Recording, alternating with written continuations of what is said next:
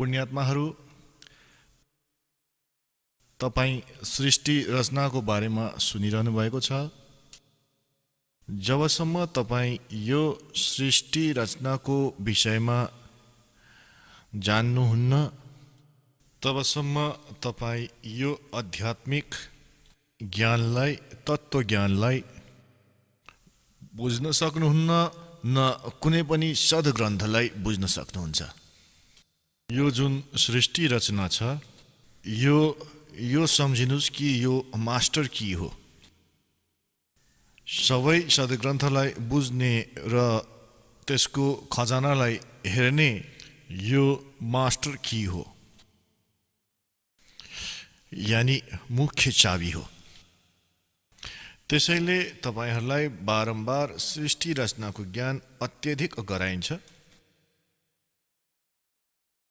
अब सृष्टि रचनामा तपाईले परमेश्वर कबीर देवजीद्वारा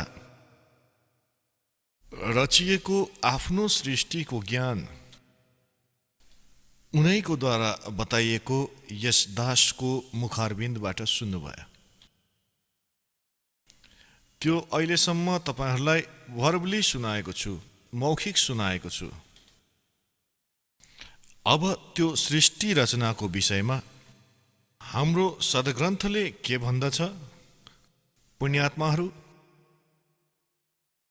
जस प्रकार विद्यार्थी विद्यालयमा जान्दछन्, उनीहरूको एक सिलेबस पाठ्यक्रम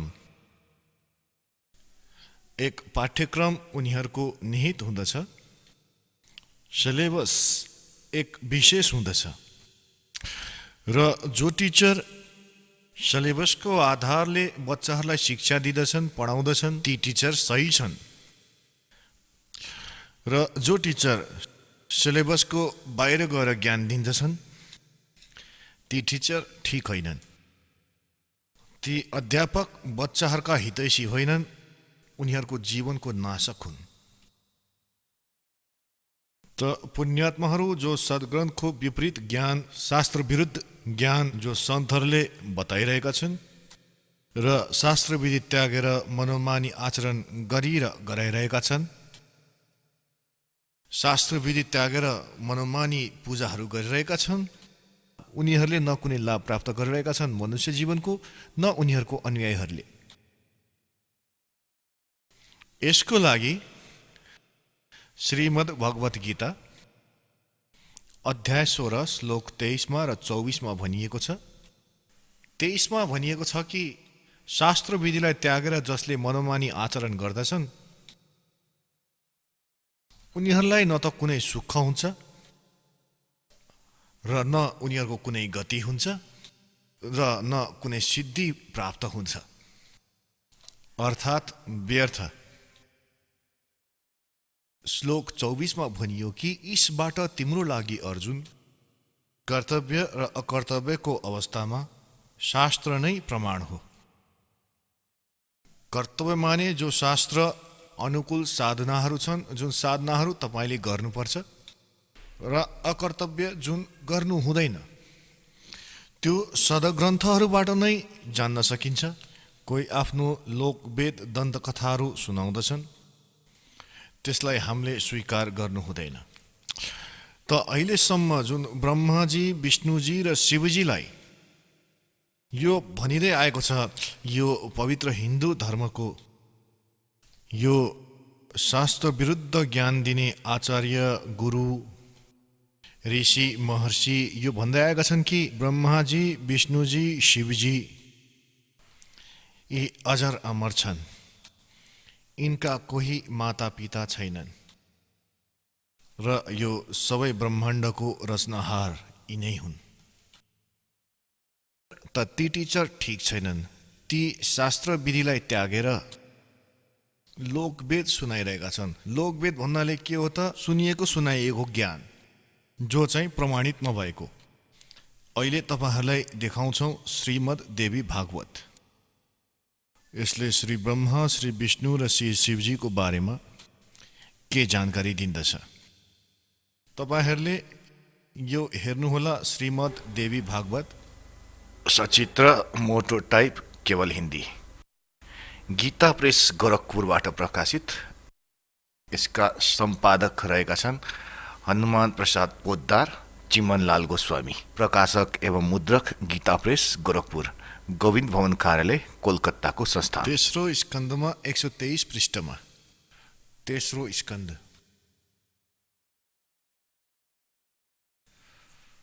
भगवान विष्णुजी आफ्नो माता दुर्गाको स्तुति गरिरहनु भएको छ। के भन्दै हुनुहुन्छ? तिमी शुद्ध स्वरूपा हौ, यो सारा संसार तिमीबाटै उद्भासित भइरहेको छ। म ब्रह्मा र शङ्कर, विष्णुजी भन्दै हुनुहुन्छ, हामी सबै तिम्रै कृपाले विद्यमान छौँ। हाम्रो आविर्भाव माने जन्म, तिरोभाव माने मृत्यु।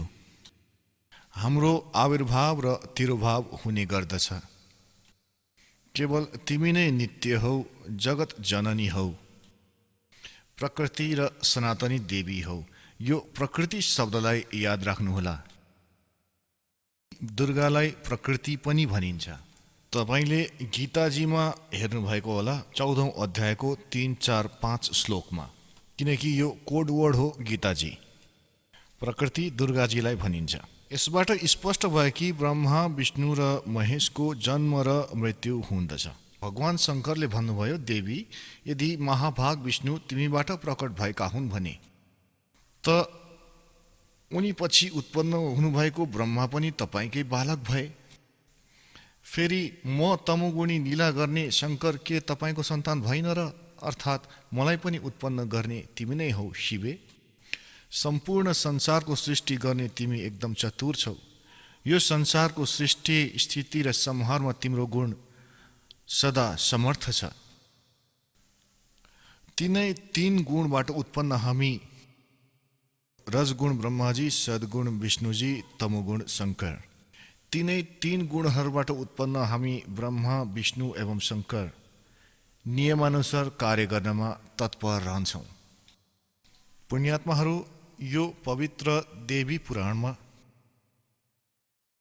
यो केही पंक्तिले नै स्पष्ट गरिदियो कि श्री ब्रह्मा, विष्णु, महेश यी नाशवान छन्। यिनको जन्म र मृत्यु हुँदछ। दुर्गा यिनका माता हुन् र रजगुण ब्रह्माजी, सद्गुण विष्णु र तमोगुण शिवजी हुन्। र चौथो यो कन्सेप्ट क्लियर भयो कि यिनले केवल नियमित कार्य मात्र गर्न सक्दछन्। जसको जस्तो नियमित छ, जसको भाग्यमा जे जस्तो मात्र लेखिएको छ, त्यसमा उनीहरूले परिवर्तन गर्न सक्दैनन्। उसलाई त्यस्तो नै दिन सक्दछन्। जस्तो कर्म छ त्यस्तो नै उनीहरूलाई फल दिन्दछन्। त्यस्तो यिनको नियम छ र यो हाम्रो सद्ग्रन्थमा लेखिएको छ। अब तपाईहरूलाई डिटेलमा देखाउँदछौँ। यसै श्रीमद् देवी भागवतलाई नै फेरि देखाउनेछौँ पुरा डिटेलबाट। यो त्यही श्रीमद् देवी भागवत हो, गीता प्रेसबाट प्रकाशित छ। यो हो श्रीमद् देवी भागवत तेस्रो स्कन्द। यहाँ प्रारम्भ हुँदछ। पृष्ठ 113 हो। पृष्ठ 113 हो।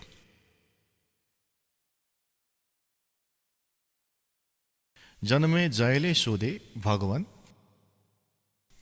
तपाईले अम्बा यज्ञ अर्थात् परम पवित्र नवरात्र व्रत गरेर त्यसको द्वारा देवीको आराधना गर्ने आज्ञा दिनुभएको छ। अत ती कुन देवी हुन्, कसरी र कहिले प्रकट भइन्, उनको पधार्नुको के उद्देश्य हो तथा उनी कुन गुणबाट विभूषित छिन्, अम्बा यज्ञ कुन प्रकारले हुँदछ। अगाडि ब्राह्मण, यसको साथै विस्तारपूर्वक ब्रह्माण्डको उत्पन्न पनि भन्नुहोस्, किनकि भूदेव ब्रह्माण्डको विषयमा जे पनि भनिएको छ तथा यो जस्तो जो हो यो सबै तपाईँ जान्नुहुन्छ। व्यासजीसँग सोधिरहेका छन् जन्मजयले। मैले सुनेको छु कि ब्रह्मा, विष्णु र रुद्र यी 3 सगुण देवता हुन्। क्रमशः सृष्टि, पालन र संहारको कार्यको उत्तरदायित्व यिनमा रहन्छ। पराशर नन्दन व्यासजी, अब म यिनको सम्बन्धमा विस्तारपूर्वक सुन्न चाहन्छु। तपाईँ बताउने कृपा गर्नुहोस्। व्यासजी भन्नुहुन्छ, राजन, तिम्रो बुद्धि एकदम विशाल छ। अहिले तिमीले जो सोध्यौ कि ब्रह्मादिको उत्पत्ति यानि ब्रह्मा विष्णु महेश, ब्रह्मादि माने ब्रह्मा विष्णु महेशको उत्पत्ति कसरी भयो, सो यो महान कठिन विषय हो। यसमा अनेक प्रश्नहरू उठिरहन्छन्। यही प्रश्न पूर्व समयमा मैले नारदजीलाई पनि गरेको थिएँ। व्यासजी भन्दै हुनुहुन्छ कि मैले नारदजीलाई सोधेको थिएँ यही ज्ञान। मैले भने, मुने, तपाईँ बुद्धिमान हुनुहुन्छ, मलाई यो बताउने कृपा गर्नुहोस् कि यस विस्तृत ब्रह्माण्डको प्रधानकर्ता को हो। मुनिवर, यो ब्रह्माण्ड कहाँबाट उत्पन्न भयो। द्विजवर, साथै यो पनि बताउनुहोस् कि यो ब्रह्माण्ड विनाशशील छ अथवा सदा रहनेवाला छ। यसको रचना यो 114 पृष्ठमा छ, तेस्रो स्कन्ध। गर्ने कोही एक हुन् अथवा धेरै यसका रचयिता हुन्। कर्ताको अभावमा कार्यको हुनु असम्भव छ। यो प्रश्न मेरो मनमा उठ्ने गर्दछ। केही मानिस भगवान शङ्करलाई परम कारण मानेर जगतको रचयिता बताउँछन्। उनीहरू भन्दछन्, देवादिदेव भगवान शङ्कर अविनाशी पुरुष हुन्। उनको कहिले पनि जन्म र मरण हुँदैन। उनी आत्माहरूमा रमण गर्दछन्। देवताहरूमाथि पनि उनको शासन बनिरहन्छ। अरू केही मानिसहरू भगवान विष्णुको प्रशंसा गर्ने गर्दछन्। उनी शक्तिशाली पुरुष, अव्यक्त, अखिल ऐश्वर्यहरूले सम्पन्न परब्रह्म परमात्मा हुन्। केही अरू मानिसहरू ब्रह्माजीलाई सृष्टिको प्रधान कारण मान्दछन्। केही आचार्य भवानीलाई सम्पूर्ण मनोरथ पूर्ण गर्ने बताउँदछन्। उनी आदि माया महाशक्ति एवं परम पुरुषको साथ रहेर कार्य सम्पादन गर्ने प्रकृति हुन्। ब्रह्मको साथ उनको अभेद सम्बन्ध छ। ब्रह्मै काल हुन्, क्षर पुरुष, र अभेद सम्बन्ध यानि पति पत्नीको सम्बन्ध हो। उनी सृष्टि स्थिति र संहार कार्यमा संलग्न रहन्छन्।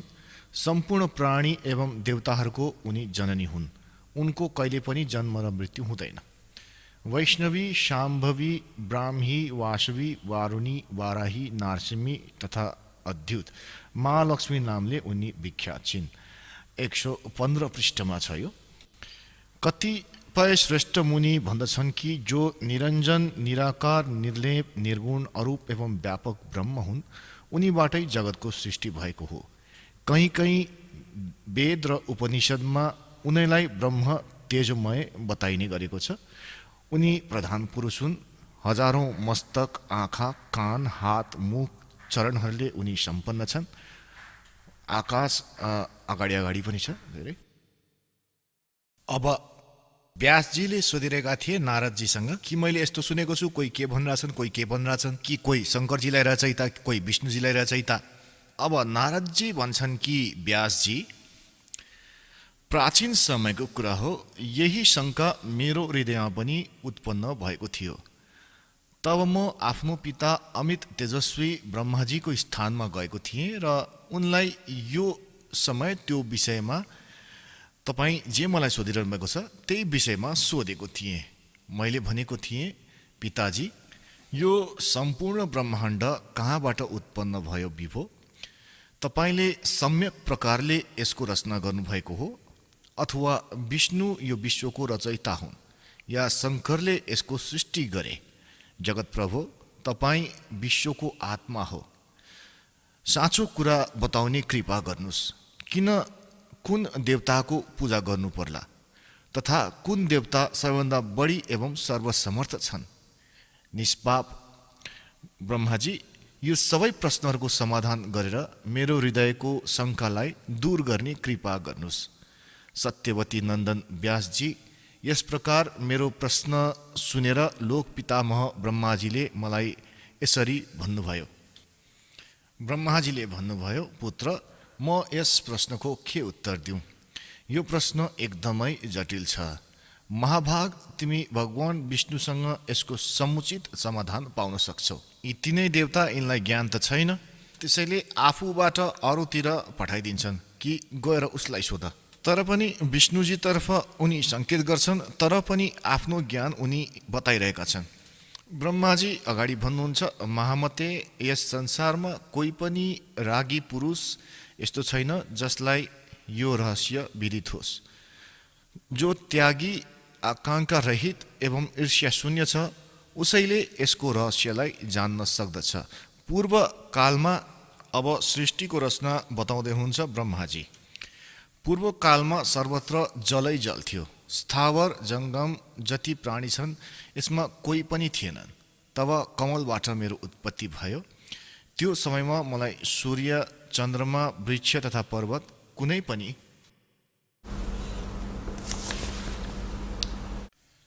116 पृष्ठमा छ। तेस्रो स्कन्द देवी भागवतको। चिज नजर आएन।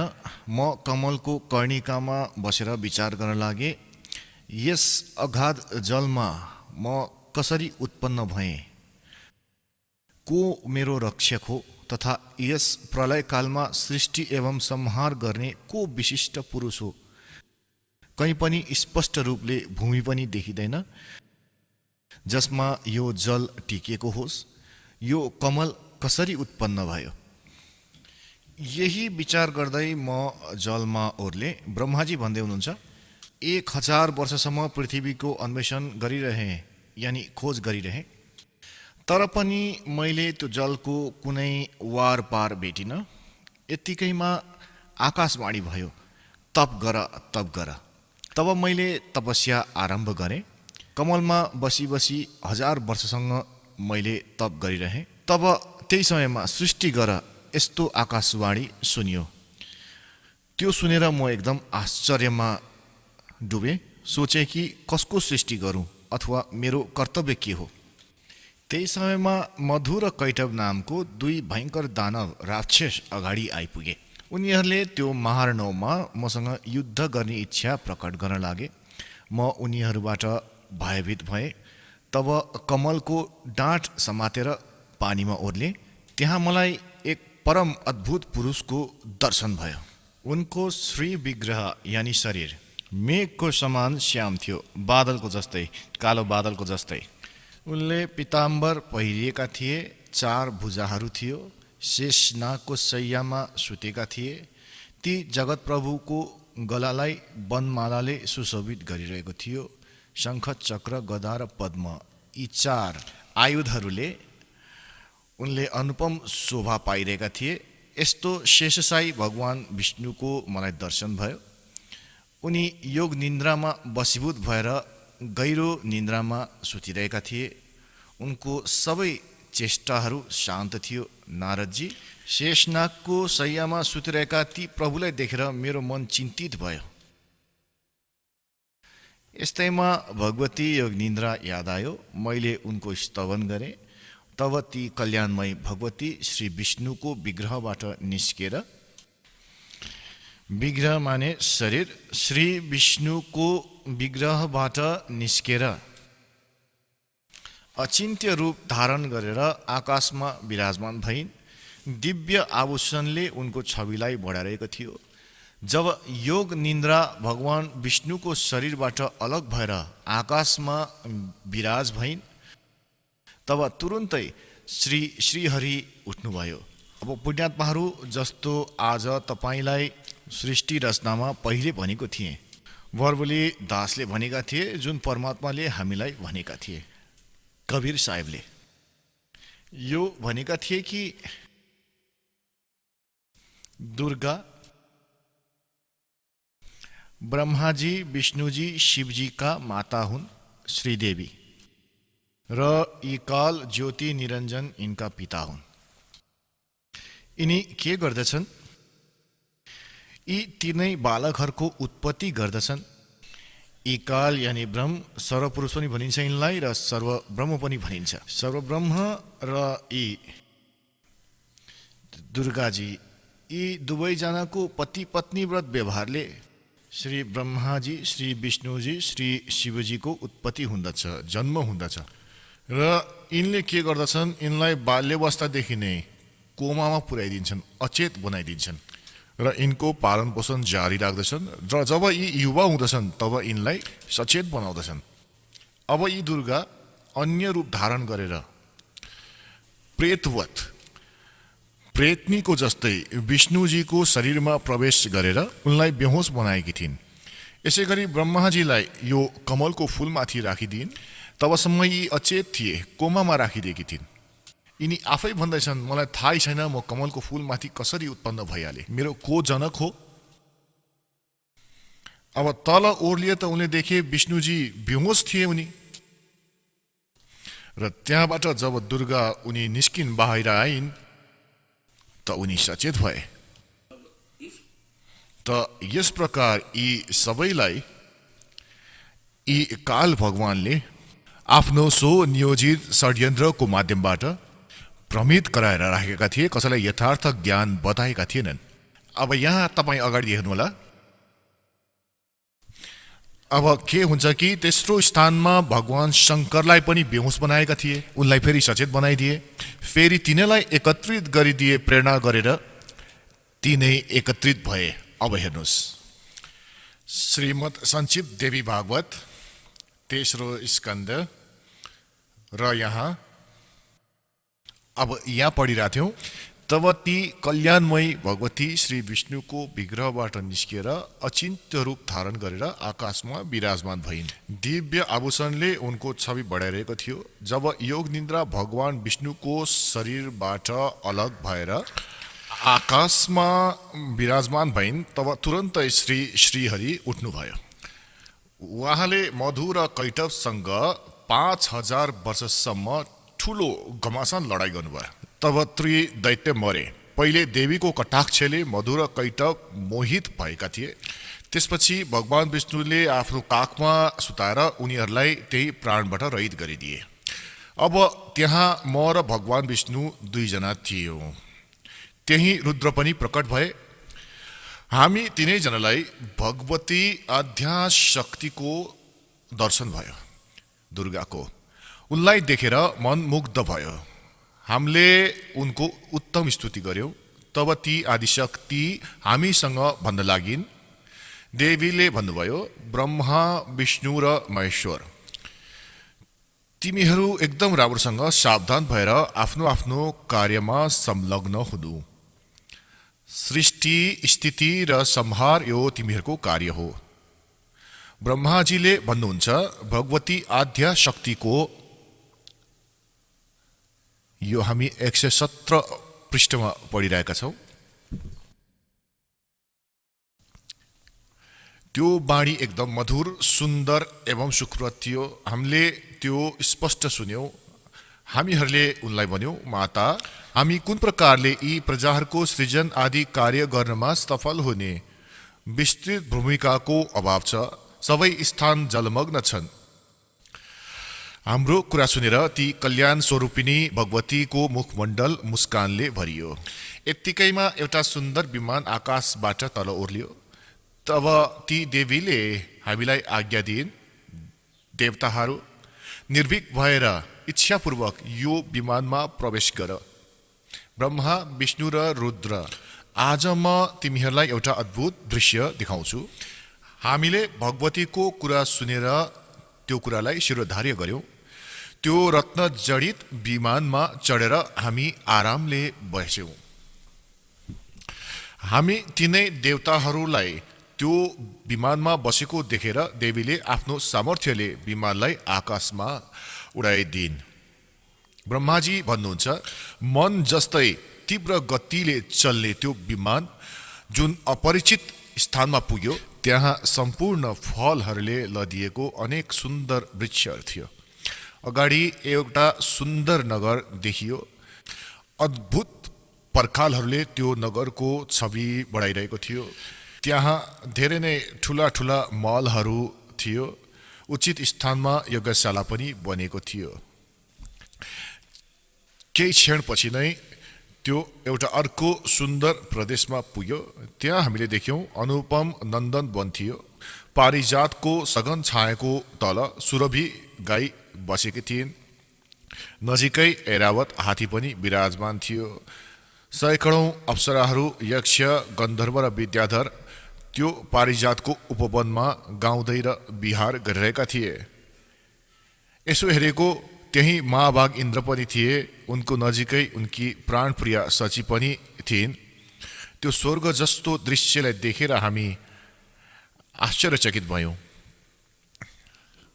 यत्तिकैमा हाम्रो विमान तीव्र गतिले अगाडि बढ्यो र दिव्यधाम ब्रह्मलोकमा पुग्यो।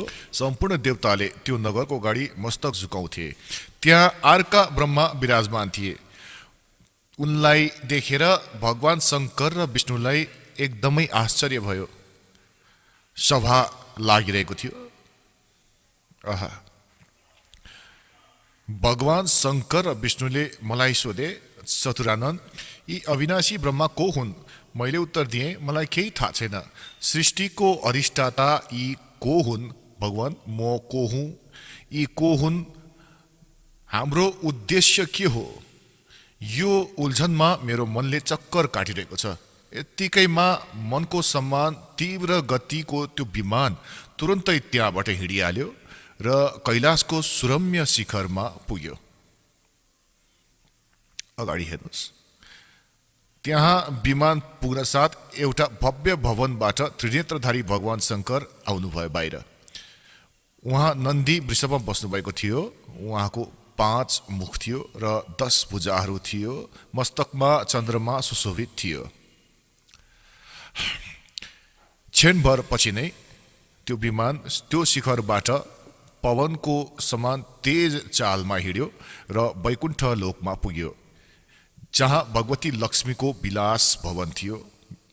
पुत्र नारद, त्यहाँ मैले जुन सम्पत्ति देखेँ त्यसको वर्णन गर्नु मेरो लागि असम्भव छ। त्यो उत्तम पुरीलाई देखेर विष्णुको मन आश्चर्यले समुद्रमा पौडिन थाल्यो। एक विष्णु विमानमा छन्, एक ब्रह्मा बसेका छन्, एक शङ्कर बसेका छन्। अब एक-एकतिर हेर्नुहोस् त त्यहाँ कमलधरी विराजमान थिए। अलसीको फूलको समान उनको श्री विग्रहको कान्ति थियो। पीताम्बर पहिरिएका थिए, 4 भुजाहरू थियो। उनी पक्षीराज गरुडमा विराजमान थिए। दिव्य आभूषणहरूले उनको अनुपम शोभा बढाइरहेको थियो। प्राणप्रिया लक्ष्मीजी चौवर घुमाइरहेकी थिइन्। ती सनातन श्रीहरूको झाँकी पाएर हामी सबै अचम्म भयौँ। एक अर्कालाई हेरेर हामी विमानमा एउटा उत्तम आसनमा बसिरह्यौँ। यत्तिकैमा पवनसँग कुरा गर्दै त्यो विमान तुरुन्त उड्यो। अगाडि अमृतको समान मिठो जल भएको समुद्र थियो। त्यो समुद्रको जल एकदम मधुर थियो। पुण्यात्माहरू, परमेश्वर कबीरजीले आफ्नो द्वारा रचित सृष्टिको रचनाको जुन ज्ञान दिएका छन् त्यसमा एकदमै विस्तारले बताएका छन्। अब यी श्री ब्रह्माजी, विष्णुजी, शिवजी विमानमा बसेका छन्। दुर्गाले यिनलाई आकाशमा उडाइदिए विमानलाई। यी जहाँ पुगे त्यहाँ ब्रह्माजी विराजमान थिए र एक ब्रह्माजी बसेका छन् विमानमा र एक अगाडि बसेका छन् त्यहाँ त्यो ब्रह्माको लोकमा। र फेरि त्यहाँ देखेर ब्रह्माजीसँग विष्णु र शिवजीले सोध्छन्, यो अर्को ब्रह्मा को हो? ब्रह्माजी विमानवाला ब्रह्माजीले भन्नुहुन्छ, यो मलाई थाहा छैन, यी को हुन्, म को हो, कहाँबाट उत्पन्न भएको, हाम्रो के उद्देश्य हो? त यी को थिए? त यी कालले, जस्तो कि तपाईँलाई सृष्टि रचनाको सुरुमै बताइएको थियो, यिनले एक ब्रह्माण्डको टप मोस्ट स्थानमा, शिखरमा, यानि कि चोटीमा 3 स्थान बनाएर राखेका छन्। तपाईँलाई एउटा चित्र देखाउँछौँ ब्रह्माण्डको। यसबाट सजिलैसँग बुझ्न सकिन्छ। हेर्नुहोस्, एउटा ब्रह्माण्डको लघु चित्र यो हेर्नुहोस्। यो एउटा अन्डा जस्तो शेप छ। यसको अन्डा जस्तो आकार छ। यसको लिपिकल, यसको जुन शेप छ, आकार छ। अब यो हेर्नुहोस्, तलबाट सुरु गर्छौँ। सबैभन्दा तल यो पाताल लोक, तलातल, रसातल, सुतल, अतल, मातल, तलातल र वितल। त यो हो पृथ्वी लोक। यो शिवको लोक। शिवपुरी जसलाई भनिन्छ, ब्रह्माजीको लोक ब्रह्मापुरी, विष्णुजीको लोक विष्णुपुरी। र यो जुन क्षेत्र छ र यो हो स्वर्ग र नर्क र यो हो धर्मरायको लोक। यहाँको न्यायाधीश बनाएका छन् कालले, यो जहाँ सबको अकाउन्ट हुन्छ। र यो जुन स्थान छ यो ब्रह्मलोक हो। यो सबै यो स्थान जुन छ यसलाई ब्रह्मलोक भनिन्छ। एउटा यो स्वर्ग छ, यहाँ इन्द्र बस्छन्, यो इन्द्र अलग हुन् र यसैले यसलाई महाइन्द्र भनिएको छ। यहाँ के गरिएको छ, यो एउटा महास्वर्ग हो। यही यसमा एउटा अलग तरिकाको एउटा डुप्लिकेट काम गरिएको छ। नक्कली सत्यलोक, नक्कली अलकलोक, नक्कली अगमलोक, नक्कली अनामी लोकको रचना गरेर राखिएको छ। यहाँ यो 88,000 भागहरू छन्। यहाँ यो सप्तपुरी हो र यो सबै ब्रह्मलोकको माथि, यो ब्रह्मलोक हो। यो ब्रह्मलोकको माथि यहाँ 3 गुप्त स्थान बनाएर राखिएको छ। तपाईलाई भनेको थिए कि एउटा रजोगुण प्रधान क्षेत्र हो। यहाँ यी काल सर्वपुरुष स्वयं ब्रह्मा रूप धारण गरेर बस्छन् र साथमा आफ्नो पत्नी दुर्गालाई सावित्रीको रूपमा राख्छन्। यहाँबाट अन्तर्धान भएर यिनको विमानबाट पहिले यहाँ पुगे। एक यो तमोगुण प्रधान क्षेत्र हो। यहाँ यी स्वयं महाविष्णु महाशिवको रूपमा बस्छन् र दुर्गालाई यानी उमा रूपमा राख्छन्। फेरि यो सत्वगुण प्रधान क्षेत्र हो। अगाडि फेरि स्वयं यहाँ विष्णु रूप धारण गरेर त्यहाँ विराजमान हुन्छ।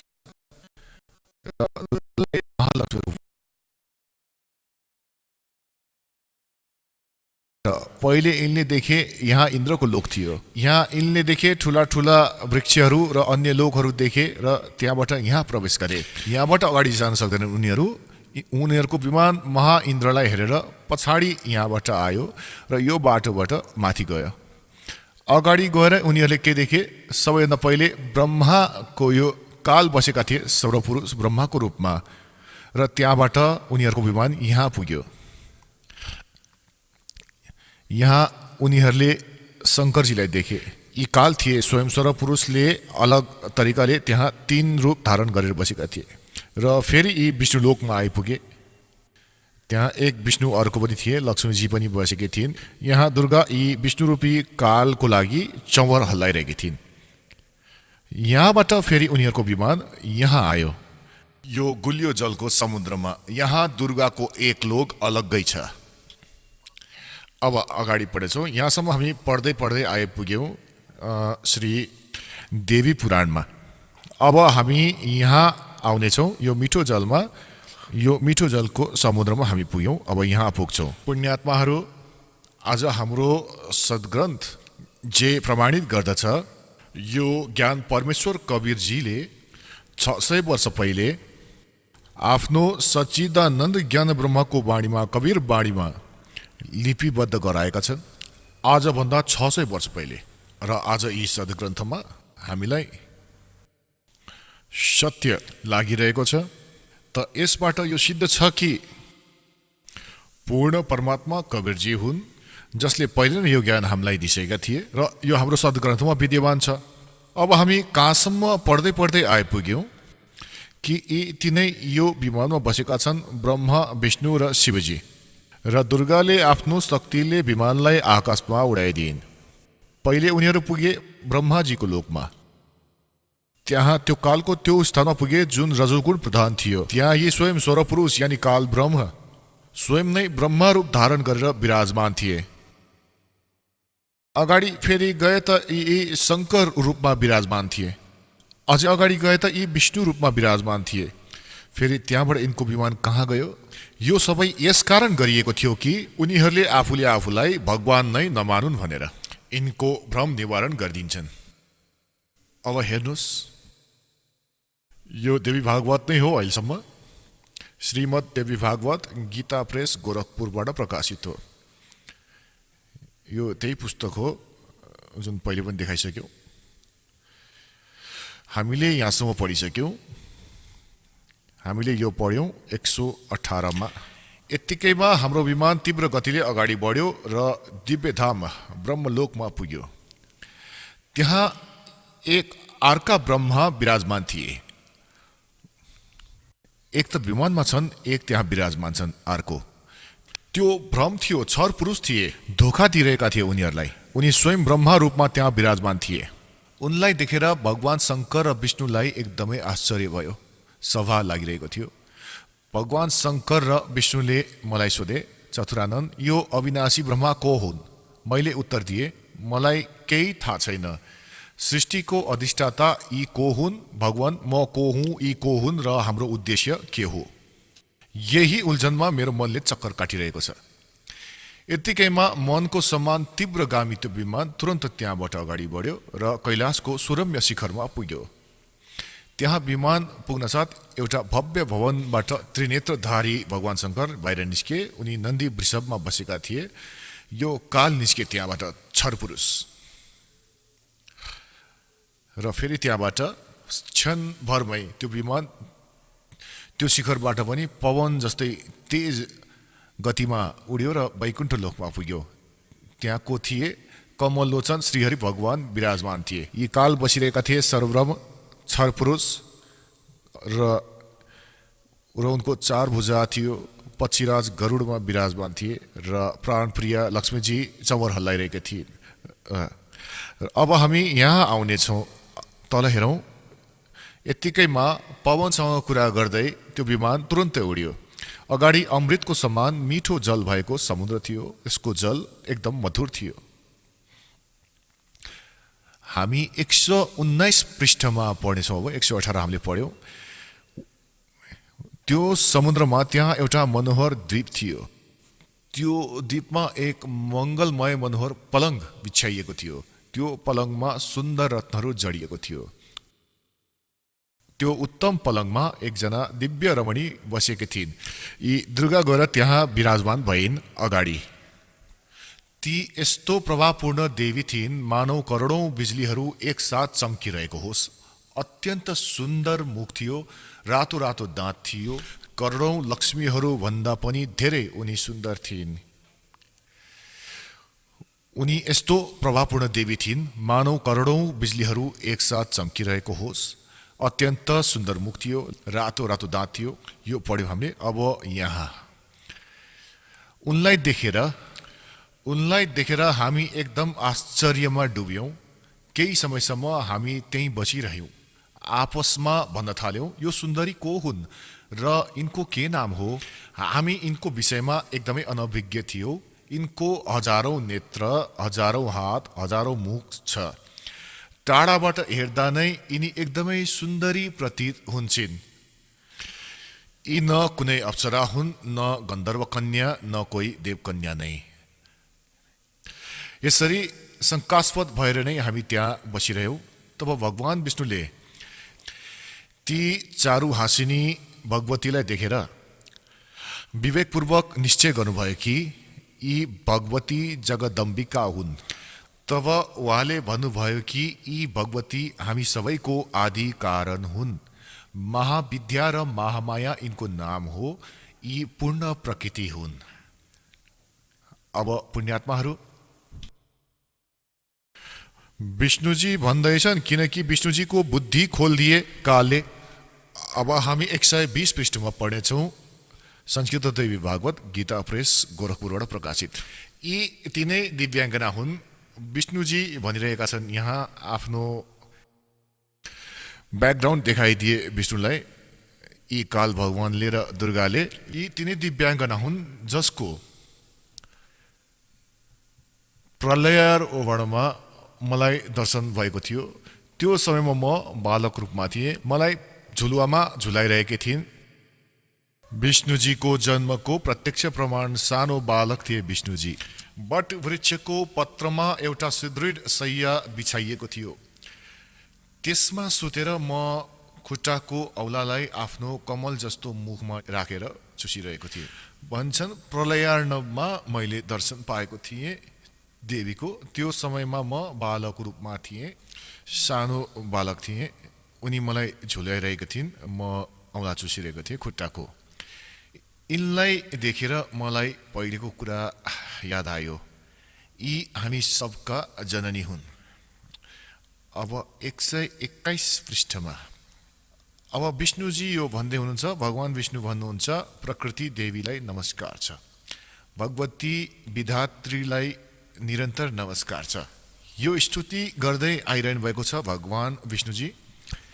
यहाँ हेर्नुहोला 123 पृष्ठमा जो प्रारम्भमा पढेको थियो, अब त्यही आइपुग्यौ। भगवान विष्णुजी स्तुति गर्दै हुनुहुन्छ आफ्नो दुर्गा माताको। तिमी शुद्ध स्वरूप हौ, यो सारा संसार तिमीबाटै उद्भासित भइरहेको छ। म ब्रह्मा र शङ्कर हामी सबै तिम्रै कृपाले विद्यमान छौँ। हाम्रो आविर्भाव यानि जन्म र तिरोभाव माने मृत्यु हुने गर्दछ। केवल तिमी नित्य हौ, जगत जननी हौ, प्रकृति र सनातनी देवी हौ। भगवान शङ्कर भन्नुहुन्छ, देवी यदि महाभाग विष्णु तिमीबाटै प्रकट भएका हुन् भने त उनी पछि उत्पन्न हुने ब्रह्मा पनि तिम्रै बालक भए। फेरि म तमोगुणी लीला गर्ने शङ्कर के तिम्रो सन्तान भइन र? अर्थात् मलाई पनि उत्पन्न गर्ने तिमी नै हौ शिवे। सम्पूर्ण संसारको सृष्टि गर्नमा तिमी एकदम चतुर छौ। यो संसारको सृष्टि स्थिति र संहारमा तिम्रो गुण सदा समर्थ छ। तिनै गुणहरूबाट उत्पन्न हामी ब्रह्मा विष्णु एवं शङ्कर नियमानुसार कार्य गर्नमा तत्पर रहन्छौँ। त पुण्यात्माहरू, तपाईहरू सबैले आफ्नो सद्ग्रन्थलाई स्वयं पढ्नुभयो र यो अहिलेसम्म पवित्र हिन्दू धर्मको गुरुजन यी आचार्य मण्डलेश्वर, महामण्डलेश्वर, गीता मनीषी, गीताको मर्मज्ञ ज्ञाता, वेदहरूको ज्ञाता, पुराणहरूको ज्ञाता मानिन्दथे। यिनीहरूलाई कख पनि थाहा थिएन। यी अज्ञानी हुन् जसले आजसम्म हाम्रो भगवानहरू यानि जसलाई हामी समर्थ मान्दथ्यौँ, अजर अमर भनेर सुन्थ्यौँ, यिनले यो भन्न सक्दैनन् कि यिनको स्थिति के छ। यिनको जीवनीले बताइरहेको छ यी महापुरुषहरूको कि यिनको यो स्थिति छ। अब पुण्यात्माहरू, जस्तो कि तपाईलाई सृष्टि रचनाको प्रारम्भमा जुन कथा सुनाएको थिएँ, बताएको थिएँ कि काल भगवानले यी क्षर पुरुषले जो ब्रह्मा विष्णु र महेशका पिताजी हुन्, दुर्गा जीको पति हुन्, जो श्री देवीका पति हुन् र ब्रह्मा विष्णु महेशका पिता हुन्, यिनले यो भनेका थिए दुर्गासँग कि मेरो भेद कसैलाई नभन्नु। यिनलाई एकदम कडाइसँग भनेका थिए कि देवीले त्यही उद्देश्यले ब्रह्मा विष्णु महेशलाई यी क्षर पुरुषको ज्ञान दिनु भएन। अब दुर्गालाई यिनले भनेका थिए कि मेरो भेद कसैलाई नभन्नु। यसै प्रकार दुर्गाले यिनलाई केही उस भेद खोल्नु भएन ब्रह्माको, तर पनि सच्चाइ लुक्न सकेन। अब यसैमा तपाईलाई प्रमाणित गर्छौं, देवी भागवतमा ब्रह्माजीले वेदहरूलाई पढ्नुभयो, दुर्गासँग सोध्नुभयो कि वेदहरूमा यो लेखिएको छ कि केवल एक ब्रह्म जसको बराबर अर्को कोही छैन। ब्रह्म यानि कि परमात्मा पनि हुँदछ। यो ब्रह्म माने भगवान हुन्छ। ती एकमात्र परमात्मा पूजाको योग्य छन्। त ती के तपाईँ नै हो? ब्रह्माजीले सोध्नुभयो कि त्यो तपाईँ नै हो? दुर्गासँग सोध्नुभयो। अब दुर्गाले के उत्तर दिनुहुन्छ हेर्नेछौँ। हामी श्रीमद् देवी भागवत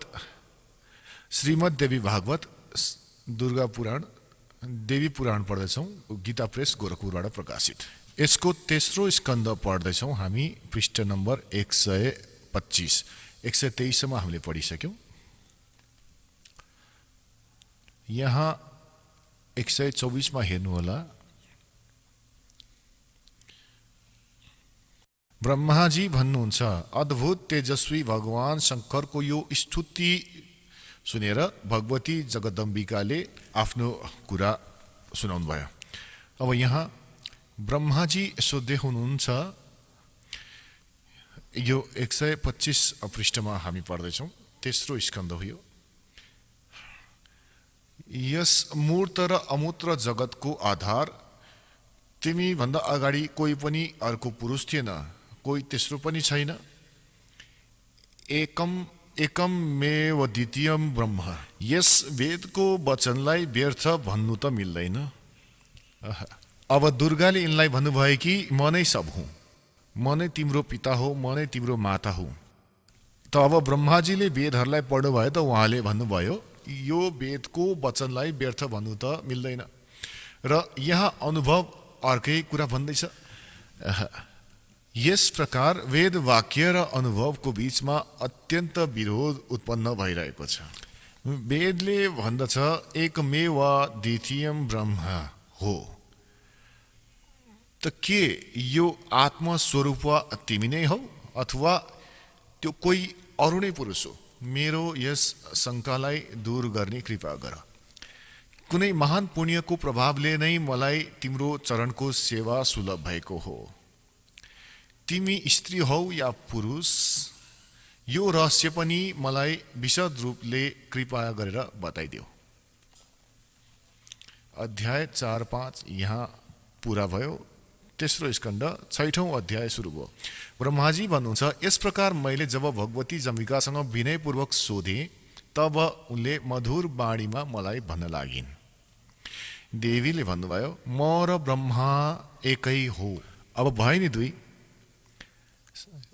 सच्चाइलाई लुकाएर लुक्दैन, एकै हौ। ममा र यी ब्रह्ममा कहिले पनि किञ्चित मात्र पनि भेद छैन। जो उनी हुन् त्यही म हुँ र जो म हुँ त्यही उनी हुन्। बुद्धिको भ्रमले भेद प्रतीत भइरह। हाम्रो सूक्ष्म भेदलाई जसले जान्दछ यसले सिद्ध छ दुई त छन् नि यिनी, जान्छन् त्यही। अब 125 पृष्ठ हामीले पढ्यौँ। अब 126 हामी पढ्नेछौँ। उनै बुद्धिमान पुरुष हुन्, ती तत्त्वदर्शी सन्त हुन् जो हाम्रो भिन्न भिन्न भिन्नतालाई जान्दछन्। उसको संसार सागरबाट मुक्ति हुनुमा कुनै पनि शङ्का छैन। ब्रह्म एकै हुन्। अगाडि हेर्नुहोस्, म शक्ति रूप धारण गरेर पराक्रम गर्दछु।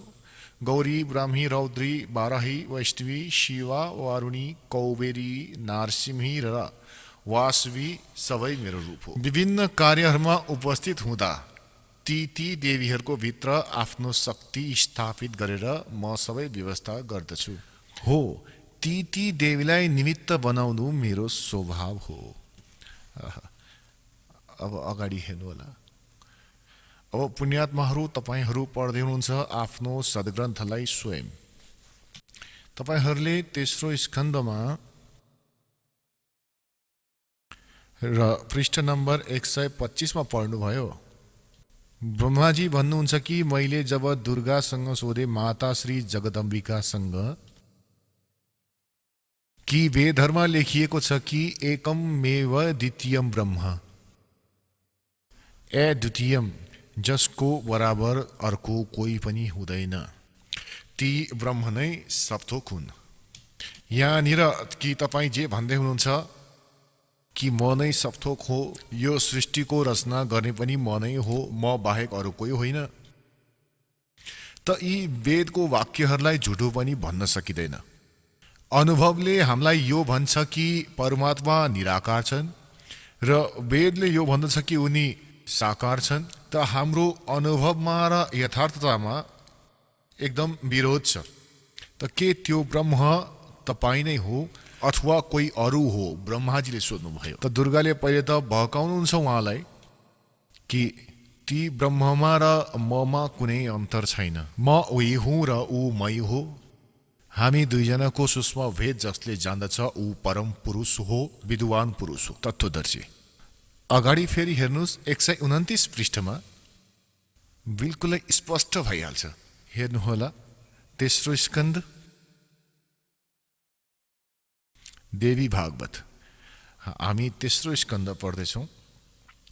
संक्षिप्त देवी भागवत पृष्ठ नम्बर 129 मा यसरी सृष्टिको क्रम मैले संक्षेपमा तिमीलाई भने। यहाँ देवी भन्दै हुनुहुन्छ, दुर्गाले भन्दै हुनुहुन्छ। यहाँ देवीको प्रवचन चलिरहेको छ, देवीले भन्नुभयो, यो देवीले भन्दै हुनुहुन्छ। यो 129 पेजमा यसरी सृष्टिको क्रम मैले संक्षेपमा तिमीलाई भने। महानुभाव देवताहरू ब्रह्मा, विष्णु र शिवलाई दुर्गाले भन्दै हुन्छ, अब मेरो कार्य सिद्ध गर्नको लागि विमानमा बसेर तिमीहरू शीघ्र जाऊ।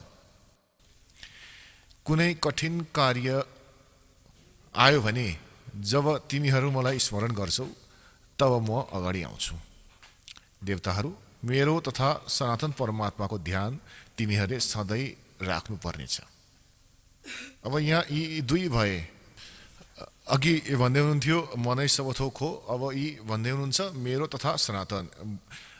दुर्गाले ब्रह्मलाई नै सनातन परमात्मा भन्दै हुनुहुन्छ। हामी दुवैको स्मरण, फेरि दुई, हामी दुवैको स्मरण गरिरह्यो भने तिमीहरूको कार्य सिद्ध हुनुमा किञ्चित मात्र पनि शङ्का रहने छैन। ब्रह्माजी भन्नुहुन्छ, यस प्रकार यस्तो भनेर भगवती जगदम्बिताले हामीलाई विदा गर्नुभयो। उहाँहरूले शुद्ध आचार भएको शक्तिहरूमध्ये भगवान विष्णुको लागि महालक्ष्मीलाई, शङ्करको लागि महाकालीलाई र मेरो लागि महासरस्वतीलाई पत्नी बन्ने आज्ञा दिनुभयो। अब त्यो स्थानबाट हामी हिँड्यौँ र दोस्रो स्थानहरूमा हामी तिनैजनाको पुरुष रूपमा प्रतिष्ठा भयो। तपाईहरूलाई यो दासले परमेश्वर कवीरजीद्वारा रचिएको सृष्टि र यो सम्पूर्ण ब्रह्माण्डको रचना कहिले कहिले कसरी भयो यो सबै बताएको थिए। यो दासले तपाईहरूलाई मौखिक सुनाएको थियो, वर्बली सुनाएको थिए। र आज यो सद्ग्रन्थहरूले, हाम्रो शास्त्रले यो प्रमाणित गरिदियो कि जुन 600 वर्ष पहिले परमेश्वर कवीरजीले हामीलाई ज्ञान दिनुभएको थियो त्यो आज हाम्रो सद्ग्रन्थमा विद्यमान छ। र यी नक्कली गुरु आचार्य झुठा वेद ज्ञानहीन शास्त्रहरूको ज्ञानबाट हीन छन् र यी भन्दछन् कि ब्रह्मा विष्णु महेश अजर र अमर छन्, यिनका कोही माता पिता छैनन्, यी सर्वेश्वर हुन्, महेश्वर हुन्। त अब यो त कन्सेप्ट क्लियर भयो दुर्गाको कि दुर्गा यिनका माता हुन्, फाइनल भयो। र तिनैजनाको विवाह गरिदिइन् दुर्गाले, आफ्नो नै 3 रूप बनाइदिएर यिनी आफै भन्दैछन् कि म एकबाट अनेक हुन सक्छु यी देवी, र 3 रूप धारण गरेर यिनले 3 पुत्रहरूको विवाह गरिदिइन्। अब समस्या यो रहन गयो कि यिनका पिता को हुन्, यो कन्सेप्टलाई क्लियर गर्नेछ। यस रहस्यलाई, यस शङ्काको समाधान जुन छ शिवपुराणले गर्नेछ। अब तपाईलाई पढाउनेछौँ आफ्नो पवित्र शास्त्र, जसलाई यो नकली हिन्दू धर्मका नकली गुरु आजसम्म न पढ्न सकेका छन्, न बुझ्न सकेका छन्। यिनलाई केवल संस्कृत भाषाको ज्ञान थियो, तत्त्व ज्ञान थिएन। र हामीले यिनलाई मानिरहेौँ कि ये संस्कृत भाषाका ज्ञाता ऋषि महर्षि ब्राह्मण हुन् र यिनले वेद र पुराणहरू राम्रोसँग पढेका होलान्, सही बताएका होलान् यिनले हामीलाई। र परमात्मा कवीर देवजी, कवीर साहेबजी, उनी धानक रूप जलहा रूपमा आएका थिए बनारस। उनले 600 वर्ष पहिले भनेका थिए यी सबै झुट बोलिरहेका छन्, यिनीहरू सद्ग्रन्थसँग परिचित छैनन्, यिनीहरू परमात्माको परिभाषासँग परिचित छैनन् भनेर। तर त्यो समयमा हामीलाई यो विश्वास हुन सकेन, किनकि यी झुठा गुरु आचार्यहरूले यो भन्ने गर्दथे कि कवीर त अशिक्षित छन्, यिनी संस्कृत भाषा त जान्दैनन्, यी झुट बोल्दैछन् ब्रह्मा विष्णु महेशको बारेमा, यी यिनको जन्म मृत्युको बारेमा कुरा गर्दछन्, यिनको माता पिताको बारेमा कुरा गर्दछन्। कवीरजी झुटो कुरा गर्दछन्। ओहो, कवीर परमेश्वरजीले आफ्नो प्यारो आत्मा धर्मदासजीसँग भनेका थिए कि धर्मदास, कलियुगको जब 1505 वर्षहरू बित्नेछ तब यो मेरो कुरा साँचो हुनेछ, जुन कुरा आज म तिमीलाई सुनाइरहेको छु। के अब मैं तुमसे कहूँ चिताई, त्रिदेवन की उत्पत्ति भाई, माँ अष्टंगी पिता निरंजन, ये जमदारुण वंशन अंजन। तीन पुत्र अष्टंगी जाए, ब्रह्मा विष्णु शिव नाम धराए। जुन आज म तिमीलाई बताइरहेको छु कि यी ब्रह्मा विष्णु महेश की माता दुर्गा हुन् र पिता निरञ्जन हुन्, यी काल छर पुरुष हुन्। यो मेरो जुन वचन छ, आजबाट 5505 वर्षपछि जब कलियुग बित्नेछ तब यो साँचो हुनेछ। र आज जुन छ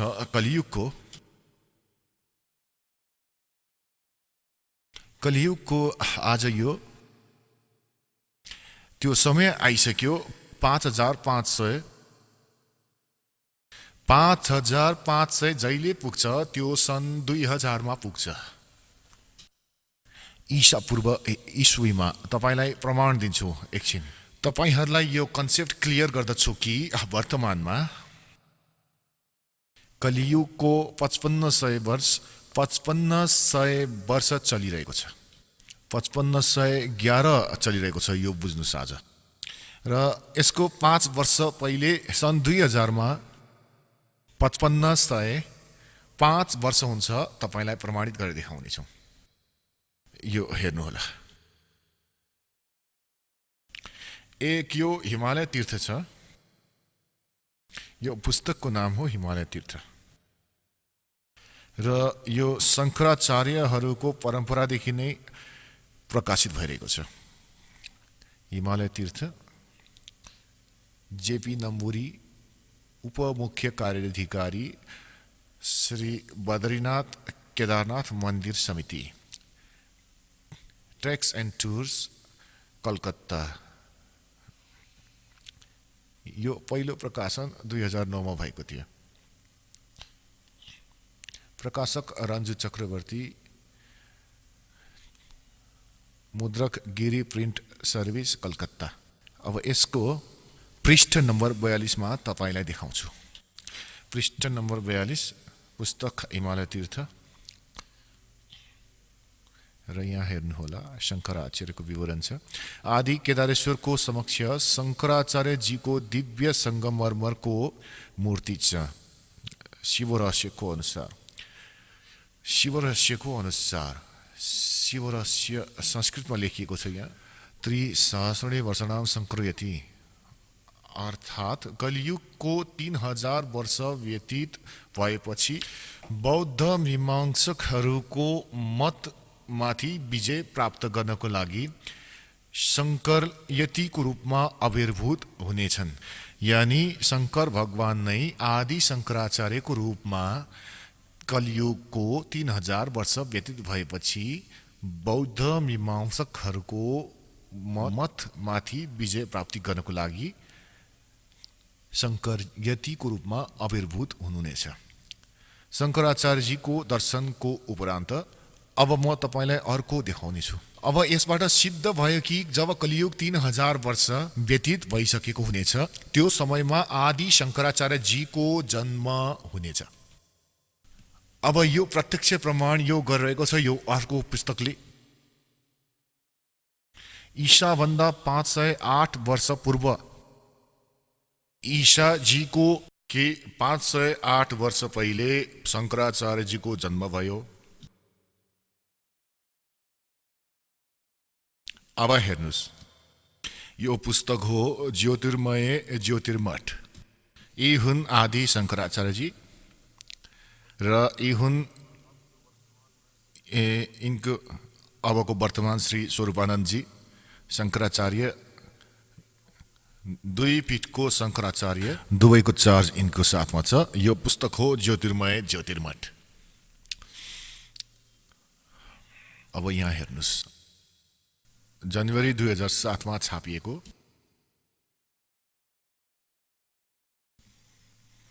संरक्षक अनन्त श्री विभूषित ज्योतिष्ठिधाधीश्वर एवं दारोका शारदा पीठाधीश्वर, दुवैको मालिक जगद्गुरु शङ्कराचार्य स्वामी श्री स्वरूपानन्द सरस्वतीजी महाराज। सम्पादक, लेखक एवं सङ्कलनकर्ता विष्णुदत्त शर्मा, अध्यक्ष, आध्यात्मिक उत्थान मण्डल, दिल्ली। प्रेरणा स्रोत श्री मुद्रक हेर्नुभयो, फाइन प्रिन्ट, परामर्श एवं सहयोग प्रकाशक अखिल भारतीय आध्यात्मिक उत्थान मण्डल 1-32-34 गली नम्बर 2 रामनगर मण्डली रोड साधरा दिल्ली। अब यसको पृष्ठ नम्बर 11 मा तपाईलाई देखाउँछौं। आद्य गुरु शंकराचार्य संक्षिप्त जीवन परिचय। लगभग 2500 वर्ष पूर्व शंकराचार्यको जन्म चरमराती आस्थाको युगमा केरल प्रान्तमा पूर्णा नदीको तटमा कालाडी ग्राममा धर्मनिष्ठ नम्बुदरी शैव ब्राह्मण श्री शिवगुरु र धर्मपरायण सुभद्राको घरमा भयो। श्री शिवगुरु तैत्तरीय शाखाका यजुर्वेदी थिए। आदि शंकराचार्यको जन्म भगवान शंकरको आशीर्वादले भयो, अत उनको नाम शंकर राखियो। गुरु परम्परागत मठहरूको अनुसार उनको आविर्भाव काल ईसा पूर्व 508 या 476 वर्ष मानिन्छ। यो 476 को अर्थ 32 वर्षको उमेरमा यिनको देहान्त हुन्छ। यसमा 32 कम गर्यो भने यति नै हुन्छ 476, यानी 508 वर्ष पूर्व, लगभग यहाँ भनिएको छ 2500 वर्ष पूर्व। 2500 वर्ष पूर्व उनको जन्म भयो। कहाँ भने यसबाट सिद्ध भयो कि ईसा पूर्व 508 वर्ष। यो 2007 मा लेखिएको। त ईसाको 2000 मानेर हामी अगाडि बढ्यौं भने त्यो समय 508 वर्ष पूर्व, यानी 2000 बाट 2508 वर्ष, यानी 2508 वर्ष पहिले प्लसमा जोडिदिनुस् 3000, 5508 वर्ष भयो। र 1994 देखि यो दासलाई यो नामदानको आज्ञा भयो। सन् 2000 मा कृपा भयो, परमात्माले दया गर्नुभयो, यी सद्ग्रन्थहरूलाई देखे। 2000 पछि यी सद्ग्रन्थहरूलाई, जो आफ्नो सद्ग्रन्थ छ, यिनलाई देखेर यो दासले एक पुस्तकको रचना गर्यो, परिभाषा प्रभुको। फेरि परमेश्वरको सार सन्देश र गहिरो नजर गीतामा, यानी गीताजीको यथार्थवाद के हो। त परमात्माले भनेका थिए कि जब कलियुगको 5505 वर्ष बित्नेछ, त्यो समयमा मेरो यो आजको भनिएको कुरा साँचो हुनेछ। धर्मदास के भनेका थिए परमात्माले कि ब्रह्मा विष्णु महेश नाशवान छन्, यिनको जन्म मृत्यु हुने गर्दछ। ब्रह्मा विष्णु महेशका पिता ज्योति निरञ्जन क्षरपुरुष यी काल हुन् र माता यिनका जगदेवी दुर्गा हुन्। तर त्यो समयमा कसैले मानेको थिएन। 600 वर्ष पहिले सन् 1398 देखि सन् 1518 सम्म परमात्माले 120 वर्षसम्म यही ज्ञान दिँदै रहे। तर यी नकली गुरुहरूले, यी हठी आचार्यहरूले यी परमात्माको ज्ञानलाई हामीसम्म पुग्नै दिएनन्। परमात्मा कवीरजीले भन्नुहुन्थ्यो, यो दुनियाँ गजब के भन्ने, मेरो कुरा कसैले नमान्ने। जस्तो कि पछि लागिरहेका छन् नकली गुरुहरूको र यिनका दन्ती कथाहरूलाई साँचो मानेर हिँडेका छन्, र हामी जुन सत्य भनिरहेका छौँ यसमा विश्वास गरिरहेका छैनन्। त यसको लागि परमात्माले यो समय सिलेक्ट गरेका थिए कि एक समय कलियुग आउनेछ र त्यो समयमा सबै जनतालाई शिक्षित गर्नुपर्छ। र जनता जब शिक्षित हुनेछन्, श्रद्धालु जब शिक्षित हुनेछन्, सद्ग्रन्थलाई स्वयं आँखाले हेर्नेछन् र गदगद भइहाल्नेछन्। हामीलाई परमात्मा चाहिन्छ र हामी यी सबै सद्ग्रन्थलाई, पवित्र 4 वेदहरूलाई, पवित्र 18 पुराणहरूलाई, पवित्र श्रीमद् भगवत गीताजीलाई हामी सत्य मान्दै आएका छौँ र सत्य मानेछौँ, र तिनमा लेखिएको छ भने आज हामीले त्यसलाई सत्य मान्नै पर्दछ। यी लोक वेद सुनाउने गुरु आचार्य गुरुहरूसँग हामीले पिछा छुडाउनै पर्दछ। यही नै हाम्रो बुद्धिमत्ता हो। र परमेश्वर कवीरजी भन्नुहुन्छ, जान बुझ साची त जय, और करे झुट तैने ताकि संगत हे प्रभु स्वप्नमै भी नदे। यति प्रमाण देखेर पनि यी नक्लीहरूबाट हट्न सकिँदैन भने, सच्चाइलाई ग्रहण गर्न सकिँदैन भने, त त्यो विषयमा भनियो कि जानबुझ साँची त जय। और करे झुट तैने ताकि संगत हे प्रभु स्वप्नमै भी नदे। यानी भन्न खोजिएको कि टाढै नै ठिक छ, जो यति धेरै देखेर पनि मानिरहेका छैनन्। यी आदि शंकराचार्यहरूले पनि ब्रह्मा विष्णु महेशको स्थितिको बारेमा थाहा छैन, अजर अमर भन्दछन्। त पुण्यात्माहरू, परमात्मा कबीरजीले भन्नुभएको थियो, एक न भूल्या दो न भूली या भूले सब संसारी।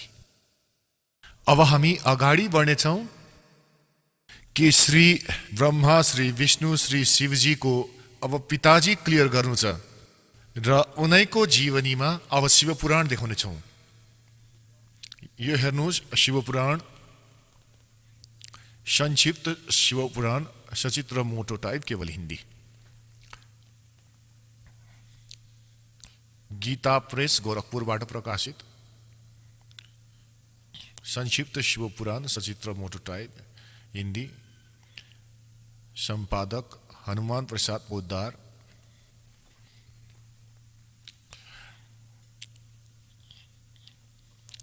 प्रकाशक एवं मुद्रक गीता प्रेस गोरखपुर, गोविन्द भवन कार्यालय कोलकाता संस्थान।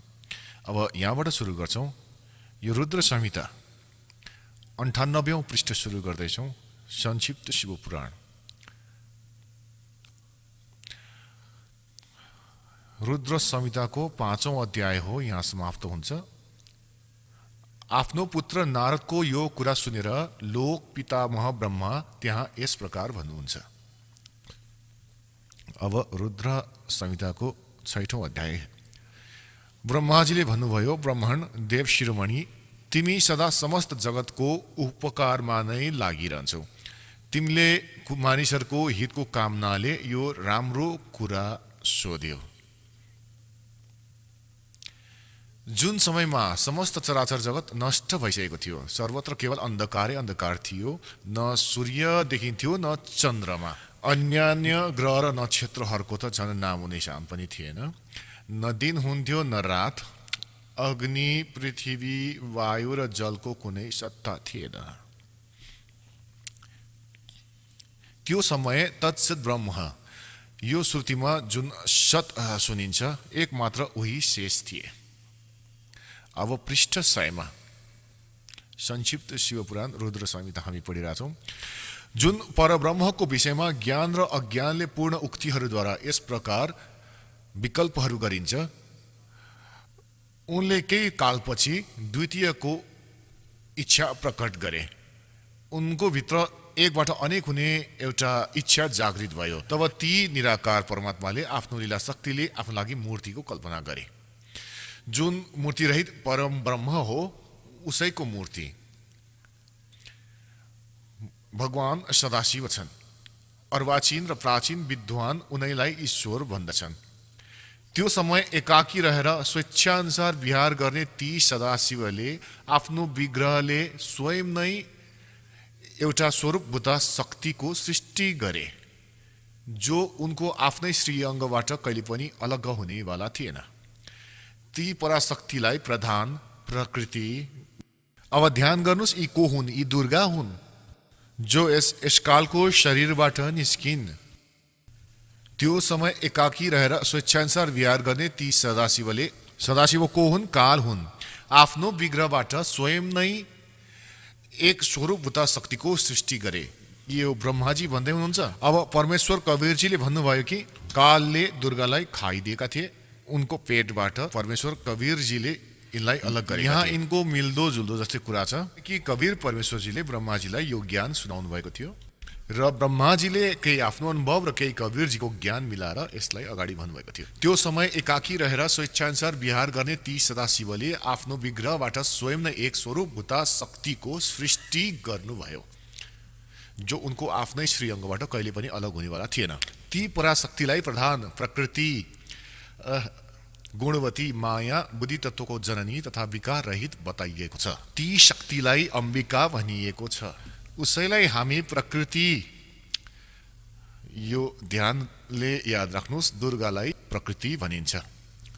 सर्वेश्वरी, त्रिदेव जननी,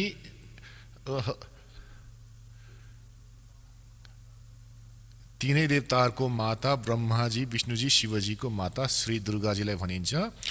नित्य र मूल कारण पनि भनिएको छ। सदाशिवद्वारा प्रकट गरिएको ती शक्तिको 8 भुजाहरू छन्। बुझ्नुभयो होला, यो दुर्गाको बारेमा हो। नाना प्रकारको आभूषणहरूले उनको श्री अङ्गको शोभा बढाउँदछ। ती देवी नाना प्रकारको गतिहरूबाट सम्पन्न छिन् र अनेक प्रकारको अस्त्र शस्त्र धारण गर्दछिन्। क्लियर भयो? एकाकी भएर पनि उनी ती माया संयोगवशात अनेक हुन सक्छिन्। यिनैले 3 रूप धारण गरेकी थिइन्। सावित्री, लक्ष्मी र उमा। ब्रह्मा, विष्णु र शिवजीसँग विवाह भएको थियो। एकाकिनी भएर पनि ती माया संयोगवशात अनेक हुन सक्छिन्। ती जो सदाशिव छन्, यो सर्वपुरुषको बारेमा जानकारी हो। ब्रह्मा, विष्णु र महेशको पिताको विषयमा उनलाई परमपुरुष, ईश्वर, शिव, शम्भु र महेश्वर भनिन्छ। अब हेर्नुहोस्, 101 पृष्ठमा छ रुद्र संहिताको 6औं अध्याय हामी पढ्दैछौँ। उनी आफ्नो सम्पूर्ण अङ्गमा भस्म दलेर बस्छन्। ती कालरूपी ब्रह्मले, यी काल भन्नुहोस्, यिनलाई ब्रह्म भन्नुहोस्, सर्वपुरुष भन्नुहोस् या निरञ्जन भन्नुहोस्। ती कालरूपी ब्रह्मले एक समयमै शक्तिको साथ, नाथ होइन, शक्तिको साथ, दुर्गाको साथ शिवलोक नामक क्षेत्रको निर्माण गरे। त्यो उत्तम क्षेत्रलाई काशी भनिन्छ। त्यो परम निर्वाण र मोक्षको स्थान हो, जो सबको माथि विराजमान छन्। ती प्रिया, प्रियतम रूप शक्ति र शिव, प्रिया र प्रियतम रूप यानी पत्नी र पति रूपमा दुर्गा र यी कालरूपी ब्रह्म, कालरूपी ब्रह्म भन्नुहोस् या यिनलाई सदाशिव भन्नुहोस्। ब्रह्मा, विष्णु, महेशका पिता दुर्गा र काल जुन परमानन्द स्वरूप हुन्, त्यो मनोरम क्षेत्रमा नित्य निवास गर्दथे। शिव र शिवाले, शिव यी कालरूपी ब्रह्म हुन्, शिवको रूप पनि धारण गर्छन्। आफ्नो पुत्र जस्तै आफ्नो वास्तविक रूपमा कसैको समक्ष आउँदैनन् यिनी। शिव यानी कालरूपी ब्रह्मले, यी कालरूपी ब्रह्मले, शिव र शिवाले, काल र दुर्गाले प्रलय कालमा पनि त्यो क्षेत्रलाई आफ्नो सान्निध्यबाट मुक्त गरेका थिएनन्। देवर्षि ब्रह्माजी भन्दै हुनुहुन्छ नारदलाई, एक समय त्यो आनन्द वनमा रमण गर्दा गर्दै शिवा र शिवको मनमा, काल र दुर्गाको मनमा, दुर्गा र कालको मनमा, छर पुरुषको मनमा यो इच्छा भयो कि कुनै दोस्रो पुरुषको सृष्टि गर्नु पर्यो, यानी कुनै बच्चा उत्पन्न गर्नु पर्यो, छोरा, जसमाथि यो सृष्टिको सञ्चालनको महान भार राखेर हामी दुवै केवल काशीमा बसेर इच्छा अनुसार विचरण र निर्वाण धारण गर्न सकौं।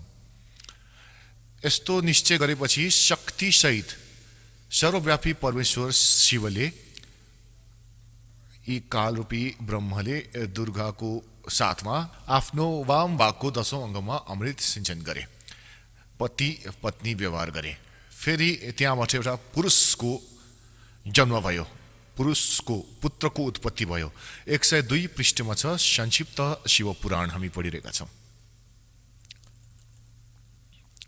अब यहाँ र पुत्रको जुन उत्पन्न भयो, यी कालरूपी ब्रह्मले यानी शिवले भन्ने, वत्स व्यापक हुनुको कारण तिम्रो नाम विष्णु विख्यात हुनेछ। दुर्गा र कालबाट जुन पुत्रको उत्पत्ति भयो, उनको नाम विष्णु राखियो। यो 6औं अध्याय हो रुद्र संहिताको। पुण्यात्माहरू, यो हाम्रो त्यही सद्ग्रन्थ हो जसलाई नै आधार मानेर हामी यो ज्ञान ग्रहण गर्दथ्यौं। यी आचार्य, ब्राह्मण, गुरु हामीलाई यो बताउने गर्दथे कि शिव पुराणमा यस्तो लेखिएको छ, हामी त्यसैले तपाईँलाई यो भन्ने गर्दछौँ। विष्णु पुराणमा यस्तो लेखिएको छ, देवी पुराणमा यस्तै लेखिएको छ। त हामी सोच्ने गर्दथ्यौँ यी जो भनिरहेका छन् दन्ते कथा सायद यस्तै लेखिएको होला, किनकि यिनलाई संस्कृत आउँदथ्यो। आज यो सद्ग्रन्थले उनको लोक वेदको विपरीत ज्ञान बताइरहेको छ हामीलाई। अब यसमा यो स्पष्ट भयो कि काल रूपी ब्रह्म, क्षरपुरुष भन्नुहोस्, ज्योत निरञ्जन भन्नुहोस्, यिनलाई काल भन्नुहोस् या यिनलाई सदाशिव भन्नुहोस्, यी ब्रह्मा विष्णु महेशका पिता हुन्। र दुर्गा भन्नुहोस्, प्रकृति भन्नुहोस् र यी यिनका माता हुन्। यी दुवैजनाको संयोगले श्री विष्णुजीको उत्पत्ति भयो। यो हाम्रो शिव पुराणले स्पष्ट गरेको छ। र रुद्र संहिताको 6औं अध्याय। अब यहाँ 7औं अध्यायमा ब्रह्माजी भन्नुहुन्छ कि मेरो उत्पत्ति पनि यसरी नै भयो। दुर्गा र काल दुवैजनाले मिलेर ब्रह्मले, हेर्नुहोस् यो रुद्र संहिता हो र यो हामीले 6औं अध्याय यहाँसम्म पढ्यौं। अब 7औं हेरौं, 103 पृष्ठमा छ। ब्रह्माजी भन्नुहुन्छ देवर्षि, ब्रह्माजी भन्नुहुन्छ नारदलाई देवर्षि, तत्पश्चात कल्याणकारी परमेश्वर साम्ब सदाशिवले पूर्ववत प्रयत्न गरेर, यानि कि जसरी विष्णुजीलाई उत्पन्न गरेका थिए, मलाई आफ्नो दाहिने अङ्गबाट उत्पन्न गरे। ती परमेश्वरले मलाई तुरन्तै आफ्नो मायाबाट मोहित गरेर नारायण देवको नाभि कमलमा राखिदिए र लीलापूर्वक मलाई त्यहाँबाट प्रकट गराए। यस प्रकार त्यो कमलको पुत्रको रूपमा म हिरण्य गर्भको जन्म भयो। अब पुण्यात्माहरू यहाँनिर अनुवादकर्ता अलिकति विचलित भएका छन्। अब उनले सोचे कि अब शिवबाट शिवकै उत्पत्तिको बारेमा कसरी लेखौं, किनकि अनुवादकर्ता पनि तत्त्व ज्ञानबाट परिचित थिएन। तर सत्य लुकाएर लुक्दैन। चोर चोरावे तोमड़ी गड्डे पानी में, वो गड्डे व उपरावेण सच्चाई छानिन। अब हेर्नुहोला, यही रुद्र संहिता नै हामी पढिरहेका छौं। श्री शिव पुराणमा प्रमाण देखाउँछु तपाईलाई। यो त्यही रुद्र संहिता चलिरहेको छ।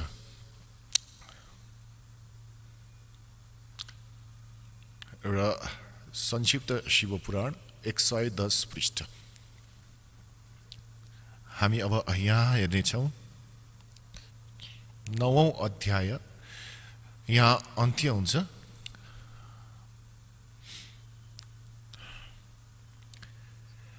यस प्रकार ब्रह्मा विष्णु तथा रुद्र यी तीनै देवताहरूमा गुण छ। यस प्रकार ब्रह्मा विष्णु तथा रुद्र यी तीन देवताहरूमा गुण छ, तर शिव गुणातीत मानिन्छन्। यी तीनै ब्रह्मा विष्णु र रुद्र यी काल रूपी ब्रह्म यी तीनबाट अलग छन्। 4 भए, अझै स्पष्ट गर्नेछौं। एक पटक श्री ब्रह्माजी र श्री विष्णुजीको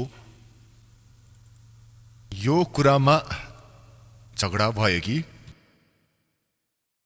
कि ब्रह्माजी भन्नुहुन्छ कि म सृष्टिको रचनाकार हुँ र विष्णु तिमी मबाट उत्पन्न भएको हौ, तिमी मेरो पुत्र हौ। विष्णुजी भन्नुहुन्छ कि तिमी मेरो नाभिबाट उत्पन्न भएको हौ, तिमी नै मेरो पुत्र हौ। यसबाट यी दुवैजनाको आपसमा युद्ध भयो। त्यो झगडालाई सुल्झाउनको लागि यी काल रूपी ब्रह्मले, यिनका पिताले यिनको बीचमा एउटा स्तम्भ गाडिदिए, एउटा लिङ्ग ठड्याइदिए, तेजोमय स्तम्भ, धेरै लामो। त्यसको कुनै आरपार यी दुवैजनाले भेटेनन्। त यिनको युद्ध त बन्द भयो। त्यो खोज गर्न लागे कि कति लामो चौडा छ।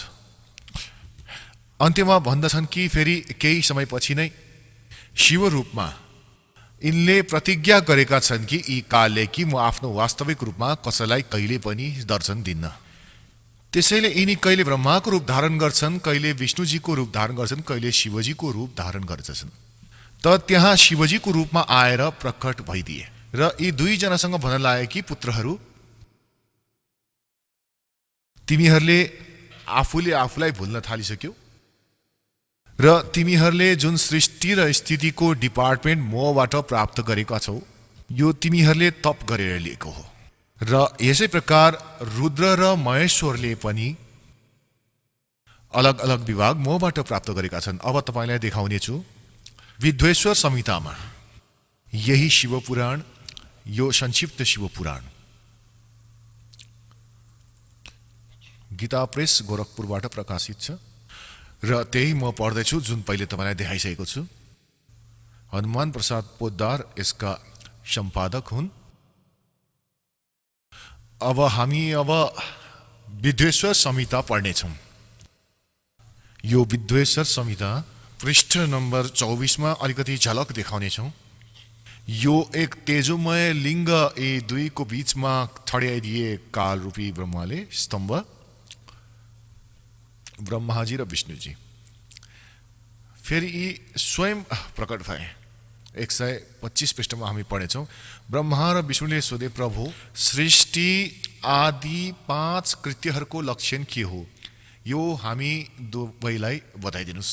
भगवान शिवले भन्नुभयो, यो कालरूपी ब्रह्म सदाशिव यिनका पिता भन्दैछन्, मेरो कर्तव्यहरूलाई बुझ्नु अत्यन्त गहन छ, तथापि म कृपापूर्वक तिमीहरूलाई उनको विषयमा भन्दैछु। ब्रह्मा र अच्युत, सृष्टि, पालन, संहार, तिर्भाव र अनुग्रह, यी 5 मेरो जगत सम्बन्धी कार्य हो जो नित्य सिद्ध छ। अब 26औं पृष्ठमा हेरौँ। यो 25औं पढ्यौँ, अब 26मा। अब यहाँ हेर्नु होला। पुत्रहरू, तिमी दुवैले तपस्या गरेर प्रसन्न भएको म परमेश्वरसँग ब्रह्मा र विष्णुलाई यी सदाशिव कालरूपी ब्रह्मले भन्दैछन्, पुत्रहरू तिमी दुवैले तपस्या गरेर प्रसन्न भएको म परमेश्वरसँग सृष्टि र स्थिति नामक 2 कृत्य प्राप्त गरेका छौ, यानि 2 विभाग प्राप्त गरेको छौ। यो दुवै तिमीहरूलाई एकदम प्रिय छ। यसै प्रकार मेरो विभूति स्वरूप, अब त्यहाँ शिवको रूपमा उभिएका थिए यी काल, मेरो विभूति स्वरूप रुद्र र महेश्वरले 2 अन्य उत्तम कृत्य, यो म होइन न हो, संहार र तिरोभाव मबाट प्राप्त गरेका छन्। यहाँ हेर्नुहोस्, 2 त यी भए विष्णु र ब्रह्मा पुत्रहरू। तिमीहरूले त स्थिति, सृष्टि र स्थिति यो 2 विभाग लिएर राखेका छौ, र त्यसै प्रकार मेरो विभूति स्वरूप, किनकि उनी त्यति बेला शिव रूपमा थिए, रुद्र र महेश्वरले 2 अन्य उत्तम कृत्य संहार र तिरोभाव मबाट प्राप्त गरेका छन्। यी 4 भए, 5औं यी बोलिरहेका छन् शिव। अगाडि हेर्नु होला। यो स्पष्ट छ, यो कालले भनिरहेका छन्, ब्रह्मले भनिरहेका छन्, सर्वपुरुषले भनिरहेका छन्। अब यहाँबाट हेर्नु होला। यही यानि कि 26औं पृष्ठमा हामी पढिरहेका छौँ विद्वेश्वर संहिता। यहाँ हेर्नु होला। मैले पूर्वकालमा आफ्नो स्वरूपभूत मन्त्रको उपदेश गरेको थिएँ, जुन ओमकारको रूपमा प्रसिद्ध छ। त्यो मङ्गलकारी मन्त्र हो। सबैभन्दा पहिले मेरो मुखबाट ओमकार यानि ओम प्रकट भयो, जसले मेरो स्वरूपको बोध गराउँदछ। ओमकार वाचक हो र म वाच्य हुँ। यो मन्त्र मेरो स्वरूप हो। प्रतिदिन ओमकारको निरन्तर स्मरण गरेमा मेरो सदा स्मरण हुँदछ। मेरो उत्तरवर्ती मुखबाट अकारको, पश्चिम मुखबाट उकारको, दक्षिण मुखबाट मकारको, पूर्ववर्ती मुखबाट बिन्दुको तथा मध्यवर्ती मुखबाट नादका प्रकट भए। यी 5 अक्षरबाट, यस प्रकार यी 5 अवयवहरूबाट युक्त ओमकारको विस्तार भएको हो। यो सबै अवयवहरूबाट एकीभूत भएर त्यो प्रणव ओम नामक एक अक्षर बनेको छ।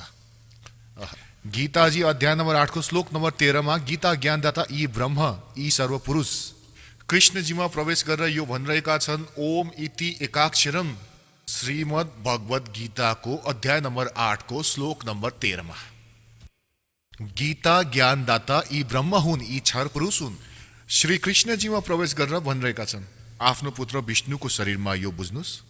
उनी यो भन्दैछन् कि ओम इति एकाक्षरम ब्रह्म व्यवहारण मम अनुसमरण ये पर्यातीत जनदेहम सयाति परमागत्यम। मम ब्रह्म, म ब्रह्माको केवल एक ओम अक्षर छ, अरु केही छैन। उच्चारण गरेर स्मरण गर्दै गर्दै ये पर्यातीत जनदेहम सयाति परमम गत्यम, जुन शरीर छोडेर जाँदाखेरि यसको स्मरण गर्दै गर्दै जान्दछ, यानी अन्त्य समयमा पनि यसैको स्मरण गर्दै गर्दै शरीर छोड्दछन्। सयाति परमाम गत्यम, यो मेरो ओम नामले जुन लाभ प्राप्त हुन्छ त्यो परम गति प्राप्त हुन्छ।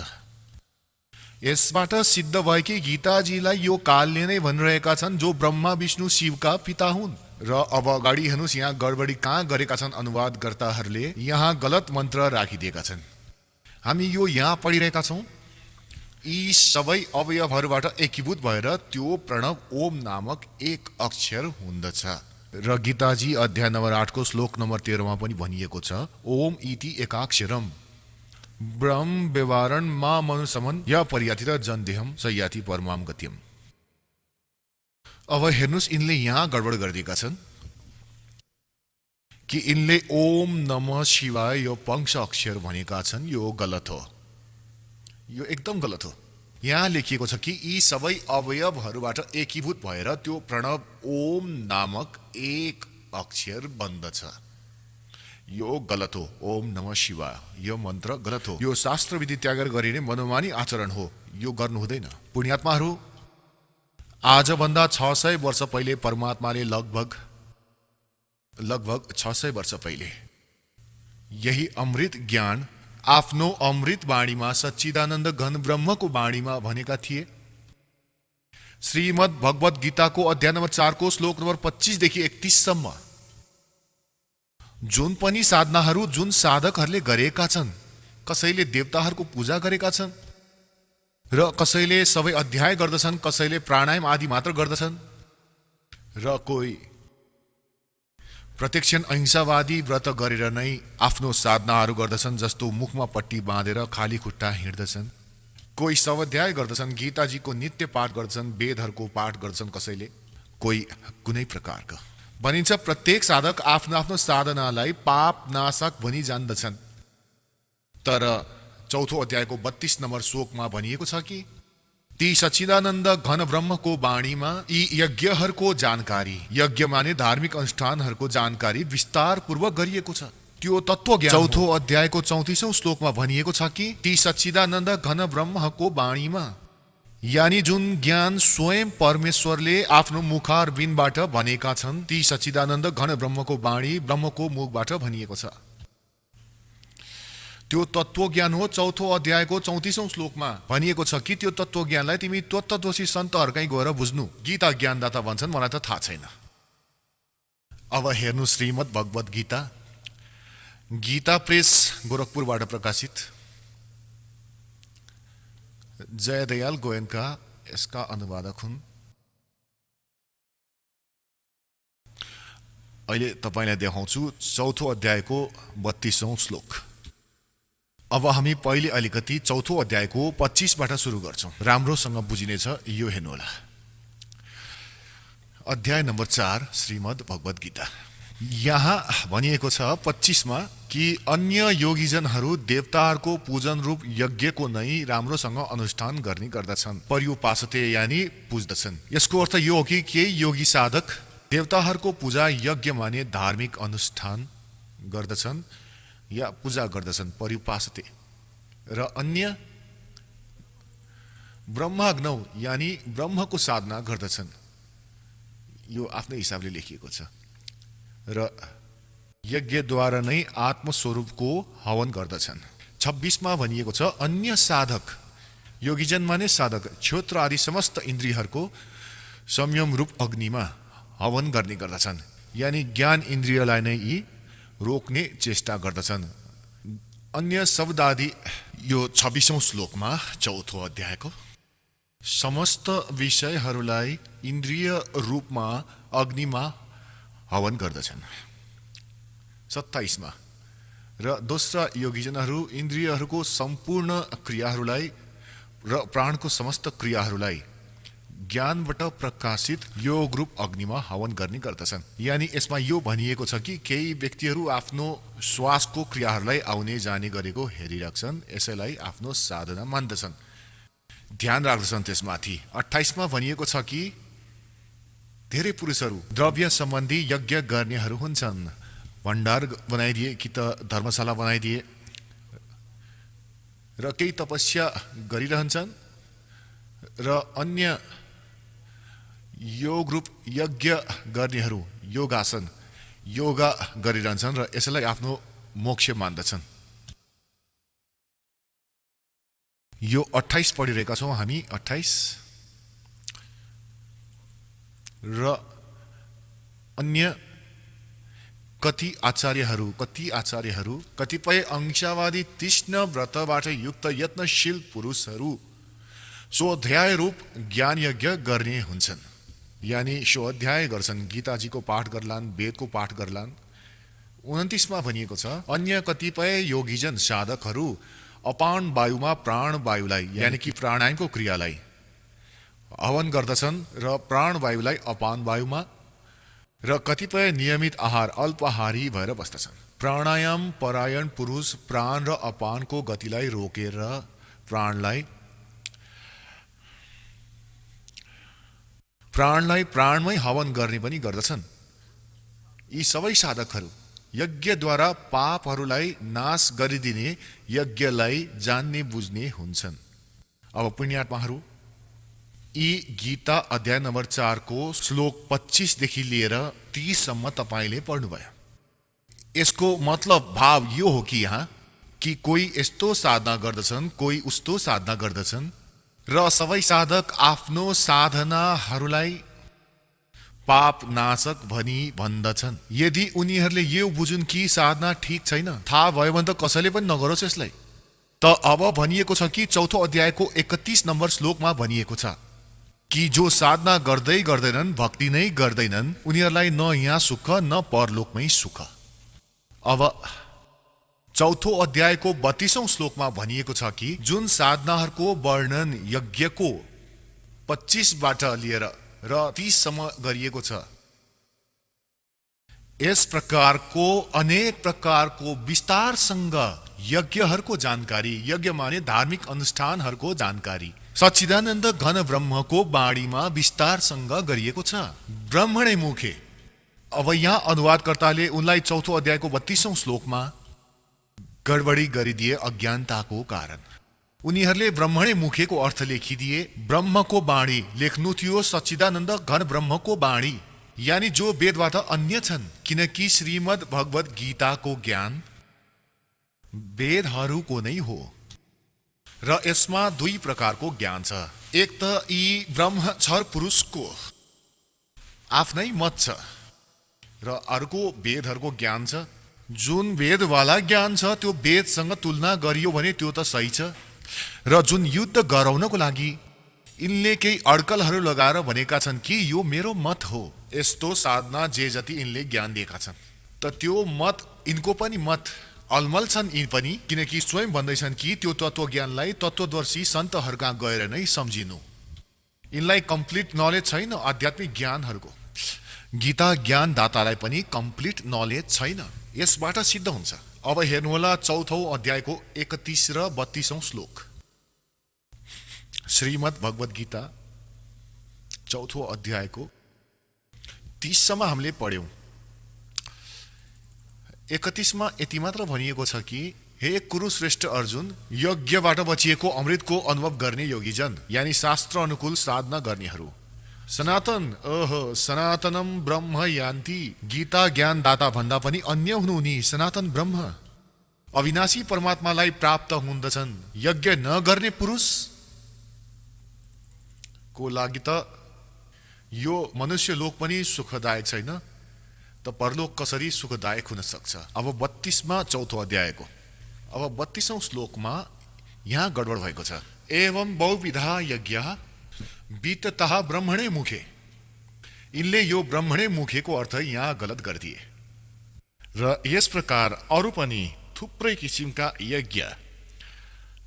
यज्ञ माने धार्मिक अनुष्ठानको जानकारी ब्रह्मणे मुखेको अर्थ गरिदिए, वेदको बाणी यहाँ गलत गरिदिए। यहाँ विचलन भयो। अब हेर्नुहोस्, ब्रह्मणे को अर्थ हेर्नेछौँ यिनैद्वारा 17औं अध्यायको 23औं श्लोकमा। अब पुण्यात्माहरू यो हेर्नुहोला, यो अध्याय नम्बर 17औं अध्याय हो। अध्याय नम्बर 17 23औं श्लोकमा श्रीमद् भगवत गीता।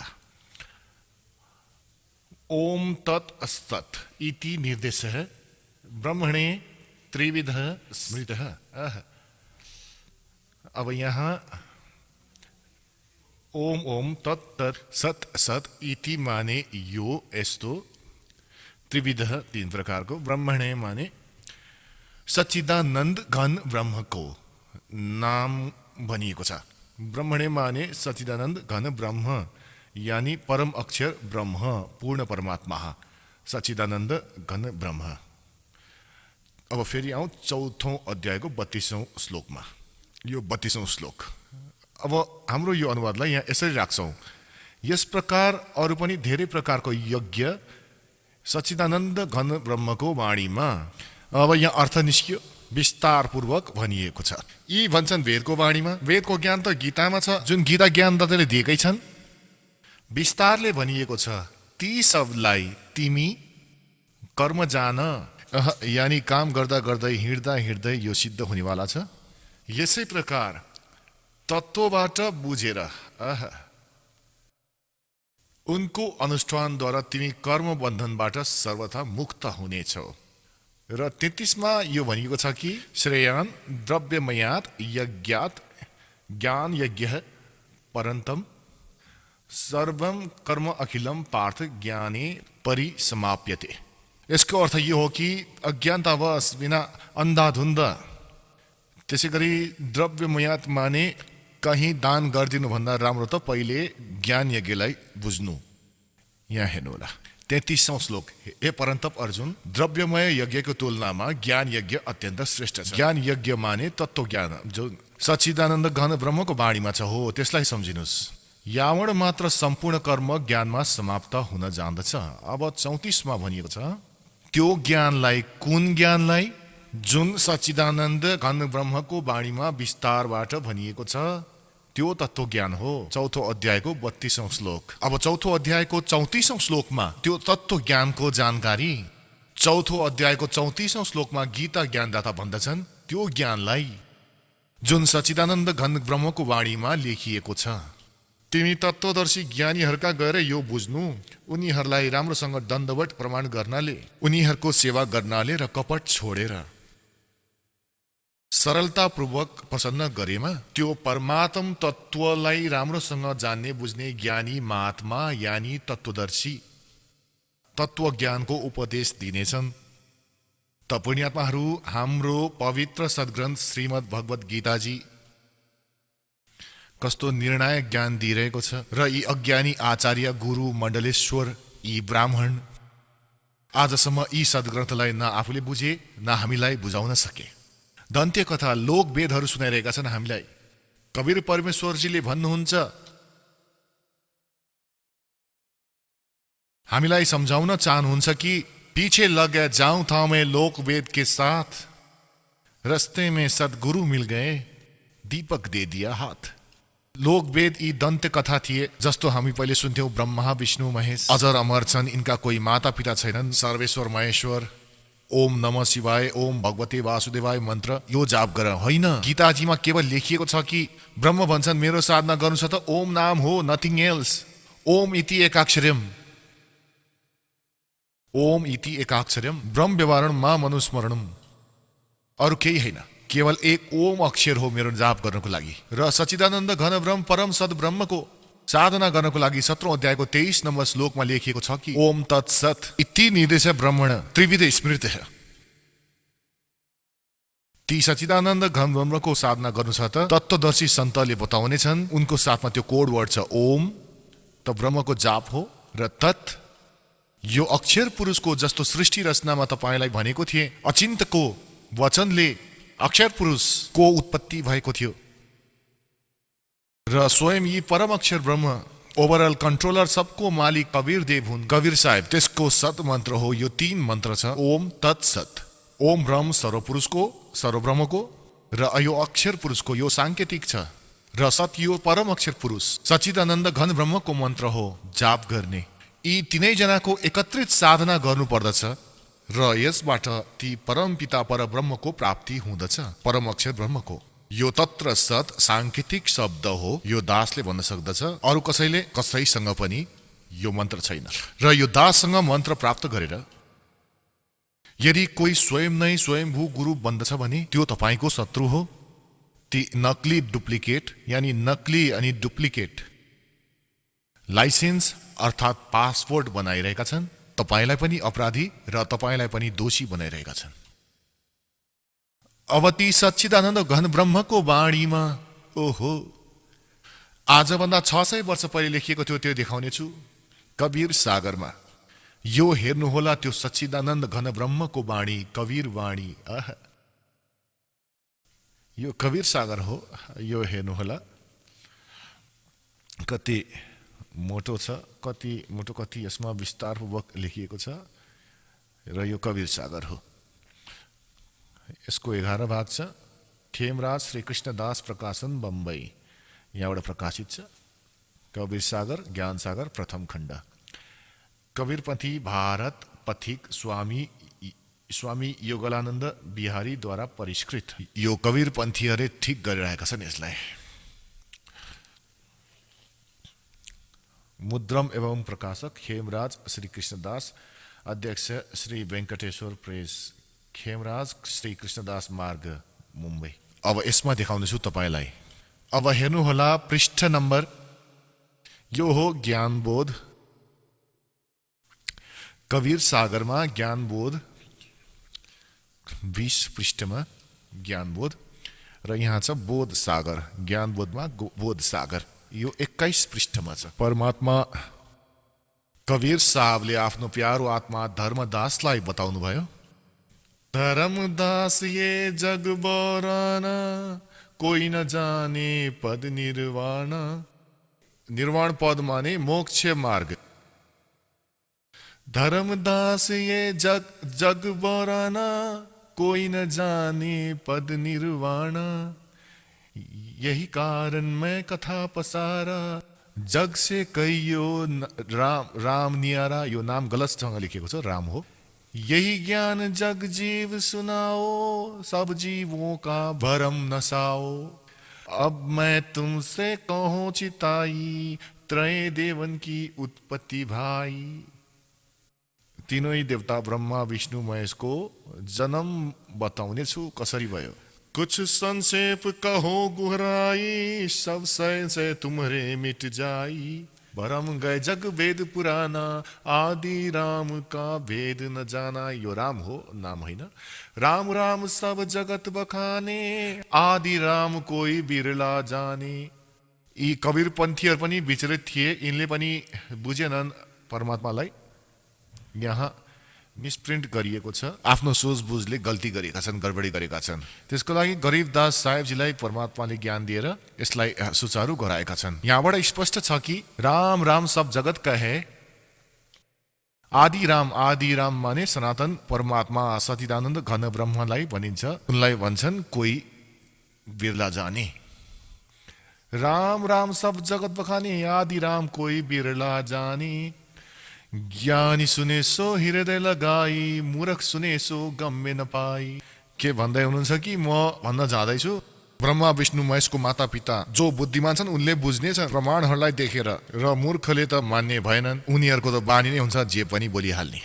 माँ अष्टङ्गी पिता निरञ्जन, वैजम दारुण वंशज अंजन। पहिले किन निरंजन राई, पीछे से माया उपजाई। माया रूप देख अति शोभा, देव निरंजन तन मन लोभा।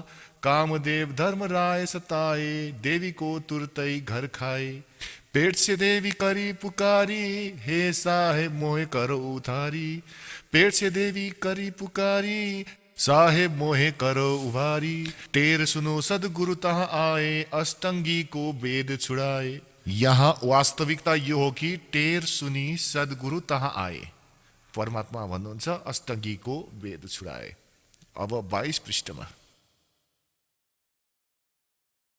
ज्ञानबोध कबीर सागर। धर्म राय को हिकमत दिन्हा, नखरेखा से भक्कर लिन्हा।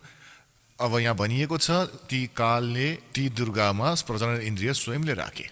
धर्म राय करे भोग विलासा, माया को रही तब आशा। यानी दुर्गा प्रेग्नेन्ट भइन्। 3 पुत्र अष्टंगी जाए, ब्रह्मा विष्णु शिव नाम धराए। 3 पुत्र अष्टंगी दुर्गाले जन्म दिइन् कालको संयोगबाट, र ब्रह्मा विष्णु र शिव नाम धराए। तीन देव विस्तार चलाए, इनमें ये जग धोखा खाए। आहा। पुरुष गम्य कैसे के पावै, काल निरंजन जग भरमावै। तीन लोक अपने सुत दिन्हा, सुन निरंजन वासा लिन्हा। आफ्नो तीन पुत्रहरूलाई तीन लोकको राज दिएर पृथ्वी, पाताल र स्वर्गको र आफै भन्दैछन् माथि शून्यमा भएर बसेका छन्। शून्य माने माथि, जहाँ कोही अरू छैन, भ्याक्युम प्लेसमा, जहाँ यिनले तीन रूप अपनाएर आफ्नो तीन स्थान बनाएका छन्। तीन देव सो उनको धावे, निरञ्जन के वो पार न पावे। ब्रह्मा विष्णु महेशलाई आफ्नो पिताको प्राप्ति पनि हुन सकेको छैन, त्यसैले उनलाई निराकार भनिएको छ। यो अलख निरञ्जन वटवट पारा, तीन लोग जीव करे आहारा। ब्रह्मा विष्णु शिव नहीं बचाए, सकल खाए पुन धूर उड़ाए। तिनके सुध हैं तीनै देवा, अधीर जीव करत है सेवा। अब परमात्माले के भन्दैछन् कि यी दुर्गा र कालका यी तीन पुत्र हुन्, रजगुण ब्रह्मा, सद्गुण विष्णु, तमोगुण शिवजी। र अन्धा जीव यिनैको पूजा गर्दछन्। अन्धा यानी ज्ञानहीन प्राणी, र यिनलाई सर्वेश्वर मानेर यिनकै पूजा गर्दछन्। फेरि हेर्नुहोस्, तिनके सुत है तीनै देवा, आन्धर जीव करत है सेवा। सेवा यानी पूजा। यो अन्धो ज्ञानहीन, तत्व ज्ञानहीन प्राणी यिनै तीन कालका तीन पुत्रहरूको पूजा गर्दछन्। काल पुरुष का हुनै चिन्ह, काल पाए सब ही गहलिन्ह। ऐसा तीनों देव असुर अवतारा, ताको भजे सकल संसारा। भन्दैछन् यी तीनै देवताहरू ब्रह्मा विष्णु महेश र असुर र अवतारा, र यिनैका अवतारहरूलाई ताको भजे सकल संसारा। तीनों गुण का ये विस्तारा, धर्मदास में कहो पुकारा। अब परमेश्वर कबीरजी भन्दैछन् गुण तीनों की भक्ति में, भूल परो संसार। कहे कबीर निज नाम बिन, कैसे उतरे पार। अब परमात्माले भने कि तीनों गुण का ये विस्तारा, रजगुण ब्रह्मा, सद्गुण विष्णु, तमोगुण शिवजी। गुण तीनों की भक्ति में, भूल परो संसार। कहे कबीर निज नाम बिन, कैसे उतरे पार। निज राम बिन, निज राम नाम भन्नुहोस्। अब पुण्यात्माहरू यो कन्सेप्ट अझै क्लियर गर्नुपर्नेछ कि रजगुण ब्रह्मा हुन्, सद्गुण विष्णु, तमोगुण शिवजी। अब फेरि गीताजीको अलिकति भेद तपाईँलाई दिन्छु। गीताजीमा यही प्रमाण छ तीनै जनाको रचनाको, जन्मको। यो हेर्नुहोला, मार्कण्डेय पुराणमा यो तीन गुण के हो यो देखाउँछु। यो मार्कण्डेय पुराण गीता प्रेस गोरखपुरबाट प्रकाशित, गीता प्रेस गोरखपुरबाट प्रकाशित। यसको 123 पृष्ठमा तपाईँलाई देखाउँछु। यो पृष्ठ 123 र यहाँ हेर्नुहोला, मार्कण्डेयजीले भन्दैछन्, अब यहाँ आऊ। यस प्रकार स्वयम्भू परमात्माको तीन अवस्था हुन्छ। रजोगुण प्रधान ब्रह्मा, तमोगुण प्रधान रुद्र र सत्व प्रधान विश्वपालक विष्णु हुन्। यी नै तीन देवता हुन् र यिनै तीन गुण हो। कति स्पष्ट छ, यहाँ कन्सेप्ट क्लियर भयो। अरू पनि क्लियर गर्दैछु, किनकि जबसम्म यो कन्सेप्ट राम्रोसँग क्लियर हुँदैन कि रजगुण ब्रह्मा, सद्गुण विष्णु, तमोगुण शिवजी, तबसम्म यो कुरा स्पष्ट हुने छैन कि गुण तीनों की भक्ति में ये भूल पड़ो संसार। कहे कबीर निज नाम बिना, कैसे उतरे पार। यो श्रीमद् देवी भागवत का सहित यसमा संस्कृत पनि सँगै छ। र यो कहाँबाट प्रकाशित छ? अथ देवी भागवतम सवा साटिकम समास्तुयम, खेमराज श्री कृष्णदास प्रकाशन, बम्बई 4। अब यहाँ आउनेछौँ यसको तेस्रो स्कन्धमा। आहा, अथ श्रीमद् देवी भागवते भाषा टीकायुते तृतीय स्कन्ध प्रारम्भयते। अब तेस्रो स्कन्ध प्रारम्भ हुन्छ। यसमा पृष्ठ नम्बर 11 मा छ। यो हो 11 पृष्ठ र अध्याय 5 हो। यो मन्त्र नम्बर 8 हो। 7औं यहाँ समाप्त भयो, श्लोक 8औं। भगवान शङ्कर आफ्नो माता दुर्गासँग भन्दै हुनुहुन्छ, हे माता, यदि हामी माथि तिमी सदा दयायुक्त छौ भने हामीलाई तमोगुणमा कुन प्रकारले प्रदान गर्यौ? ब्रह्म रजगुण र हरि सत्वगुण युक्त किन गर्यौ? अब यहाँ हेर्नुहोला, यो संस्कृत हो। अब 7औं समाप्त भयो, अब 8औं प्रारम्भ। यदि दया धर्मना न सदाम्बिके कथम अहम विहितश्च। अहम माने म किस प्रकार बनाइए? तम गुण कमल जश्च, कमलबाट उत्पन्न भएका ब्रह्मालाई रजगुण सम्भव किन बनायो? सुविधा किमु सत्वगुण हरि, विष्णुजीलाई तपाईँले किन सत्वगुण बनाउनुभयो? तपाईहरूलाई श्रीमद् देवी भागवतमा यो स्पष्ट भइसकेको छ कि शिवपुराणमा स्पष्ट भयो कि प्रकृति र प्रधान दुर्गालाई भनिन्छ र तीनै गुण रजगुण ब्रह्मा, सद्गुण विष्णु, तमगुण शिवजी। र अब तपाईहरूलाई श्रीमद् भगवत गीतामा यो देखाउनेछौँ कि प्रकृति दुर्गा र यी काल रूपी ब्रह्म जो गीता बाँच्दैछन् उनी श्रीकृष्णमा प्रवेश गरेका छन्। यी दुवैको संयोगले यी तीनै गुण रजगुण ब्रह्मा, सद्गुण विष्णु, तमगुण शिवजीको उत्पत्ति भयो। हेर्नुहोला, किनकि श्रीमद् भगवत गीता देखाउँछु। श्रीमद् भगवत गीता तपाईहरूलाई देखाउँछु। यो 14औं अध्यायको यो हेर्नुहोला, अध्याय 14 को 3, 4, 5। आहा, यो 3। हे अर्जुन, मेरो महत ब्रह्मरूप मूल प्रकृति दुर्गा सबै प्राणी भूत यानी प्राणी योनि अर्थात् गर्भधान स्थान हो र म त्यो योनिमा चेतन समुदाय रूप गर्भको स्थापना गर्दछु। त्यो जड चेतनको संयोगले सब प्राणीहरूको उत्पत्ति हुँदछ, भूतहरूको उत्पन्न हुँदछ।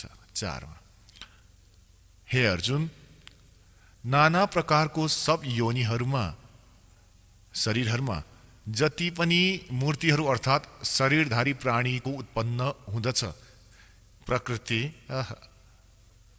प्रकृति ती सबको गर्भधारण गर्ने माता हुन्। ती सबको दुर्गा उनको माता हुन् र म बीजको स्थापना गर्ने पिता हुँ। हे अर्जुन, सत्वगुण विष्णु, रजगुण ब्रह्मा र तमोगुण शिवजी शङ्कर। प्रकृतिबाट उत्पन्न, दुर्गाबाट उत्पन्न तीनै गुण यानी तीनै देवता अविनाशी जीव आत्माहरूलाई शरीरसँग बाँधेर राख्दछन्। यानी क्रमाङ्कको अनुसार यी तीनै रजगुण ब्रह्मा, सद्गुण विष्णु र तमगुण शिवजी यी दुर्गाबाट जन्मिएका हुन्। यिनको जन्म भएको हो र कर्म अनुसार शरीरमा कर्मदण्ड अनुसार हामीलाई यहाँ राख्दछन्। अब पुण्यात्माहरू, परमात्माले भन्दछन् कि मेरो ये दुनिया अजब दीवानी, मेरी कही एक न मानी। के भन्नुहुन्थ्यो परमात्माले? निरञ्जन दन तेरा दरबार, निरञ्जन दन तेरा दरबार, जहाँ पर तनिक ना न्याय विचार। कबीर परमेश्वर पूर्ण ब्रह्म परम पूज्य कबीर परमेश्वर जी 600 वर्ष पहिले भन्दै रहनुभयो, काल तेरो नाश भइहालोस्, तैँले कस्तो अत्याचार गरेको छस्। ज्योति निरञ्जनलाई भन्ने गर्दथे कि तेरो यस लोकमा तनिक पनि न्याय छैन, तैँले सबलाई भ्रमित गरिरहेको छस्, तैँले झुटको आधारमा यहाँ रोकेर राखेको छस् र यी झुटा गुरुहरूको माध्यमबाट झुटो ज्ञान तैँले जनताहरूको अन्तस्करणमा भरिदिएको छस् र यी सिधा सादा जनता यो झुटलाई साँचो मान्दछन् र मेरो कुरा चाहिँ सुन्दैनन्। निरञ्जन दन तेरा दरबार, निरञ्जन दन तेरा दरबार, यहाँ पर तनिक न न्याय विचार। वैश्य ओढ़े मलमल खासा, गलमोतियों के हार। वैश्या ओढ़े मलमल खासा, गले मोतियों के हार। पतिव्रता को मिले न खादी, ये सूखा निरश आहार। निरंजन धन तेरा दरबार, निरंजन धन तेरा दरबार। जहां पर तनिक न न्याय विचार, पाखंडियों की पूजा जग में संत को कहे लवाड़े। पाखंडी की पूजा जग में संत को कहे लवाड़। अज्ञानी को परम विवेकी और ज्ञानी को मूढ़ गवार। निरंजन धन तेरा दरबार, निरंजन धन तेरा दरबार। यहाँ पर तनिक न न्याय विचार।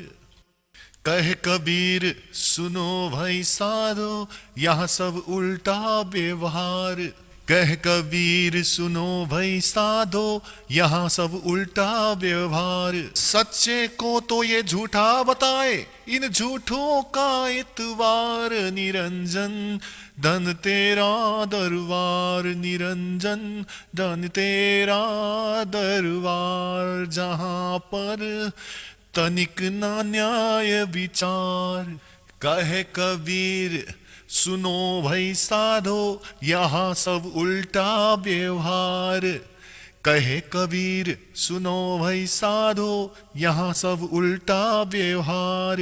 सच्चे को तो ये झूठा बताए और ये झूठों का एतबार। निरंजन धन तेरा दरबार, निरंजन धन तेरा दरबार। जहाँ पर तनिक न न्याय विचार।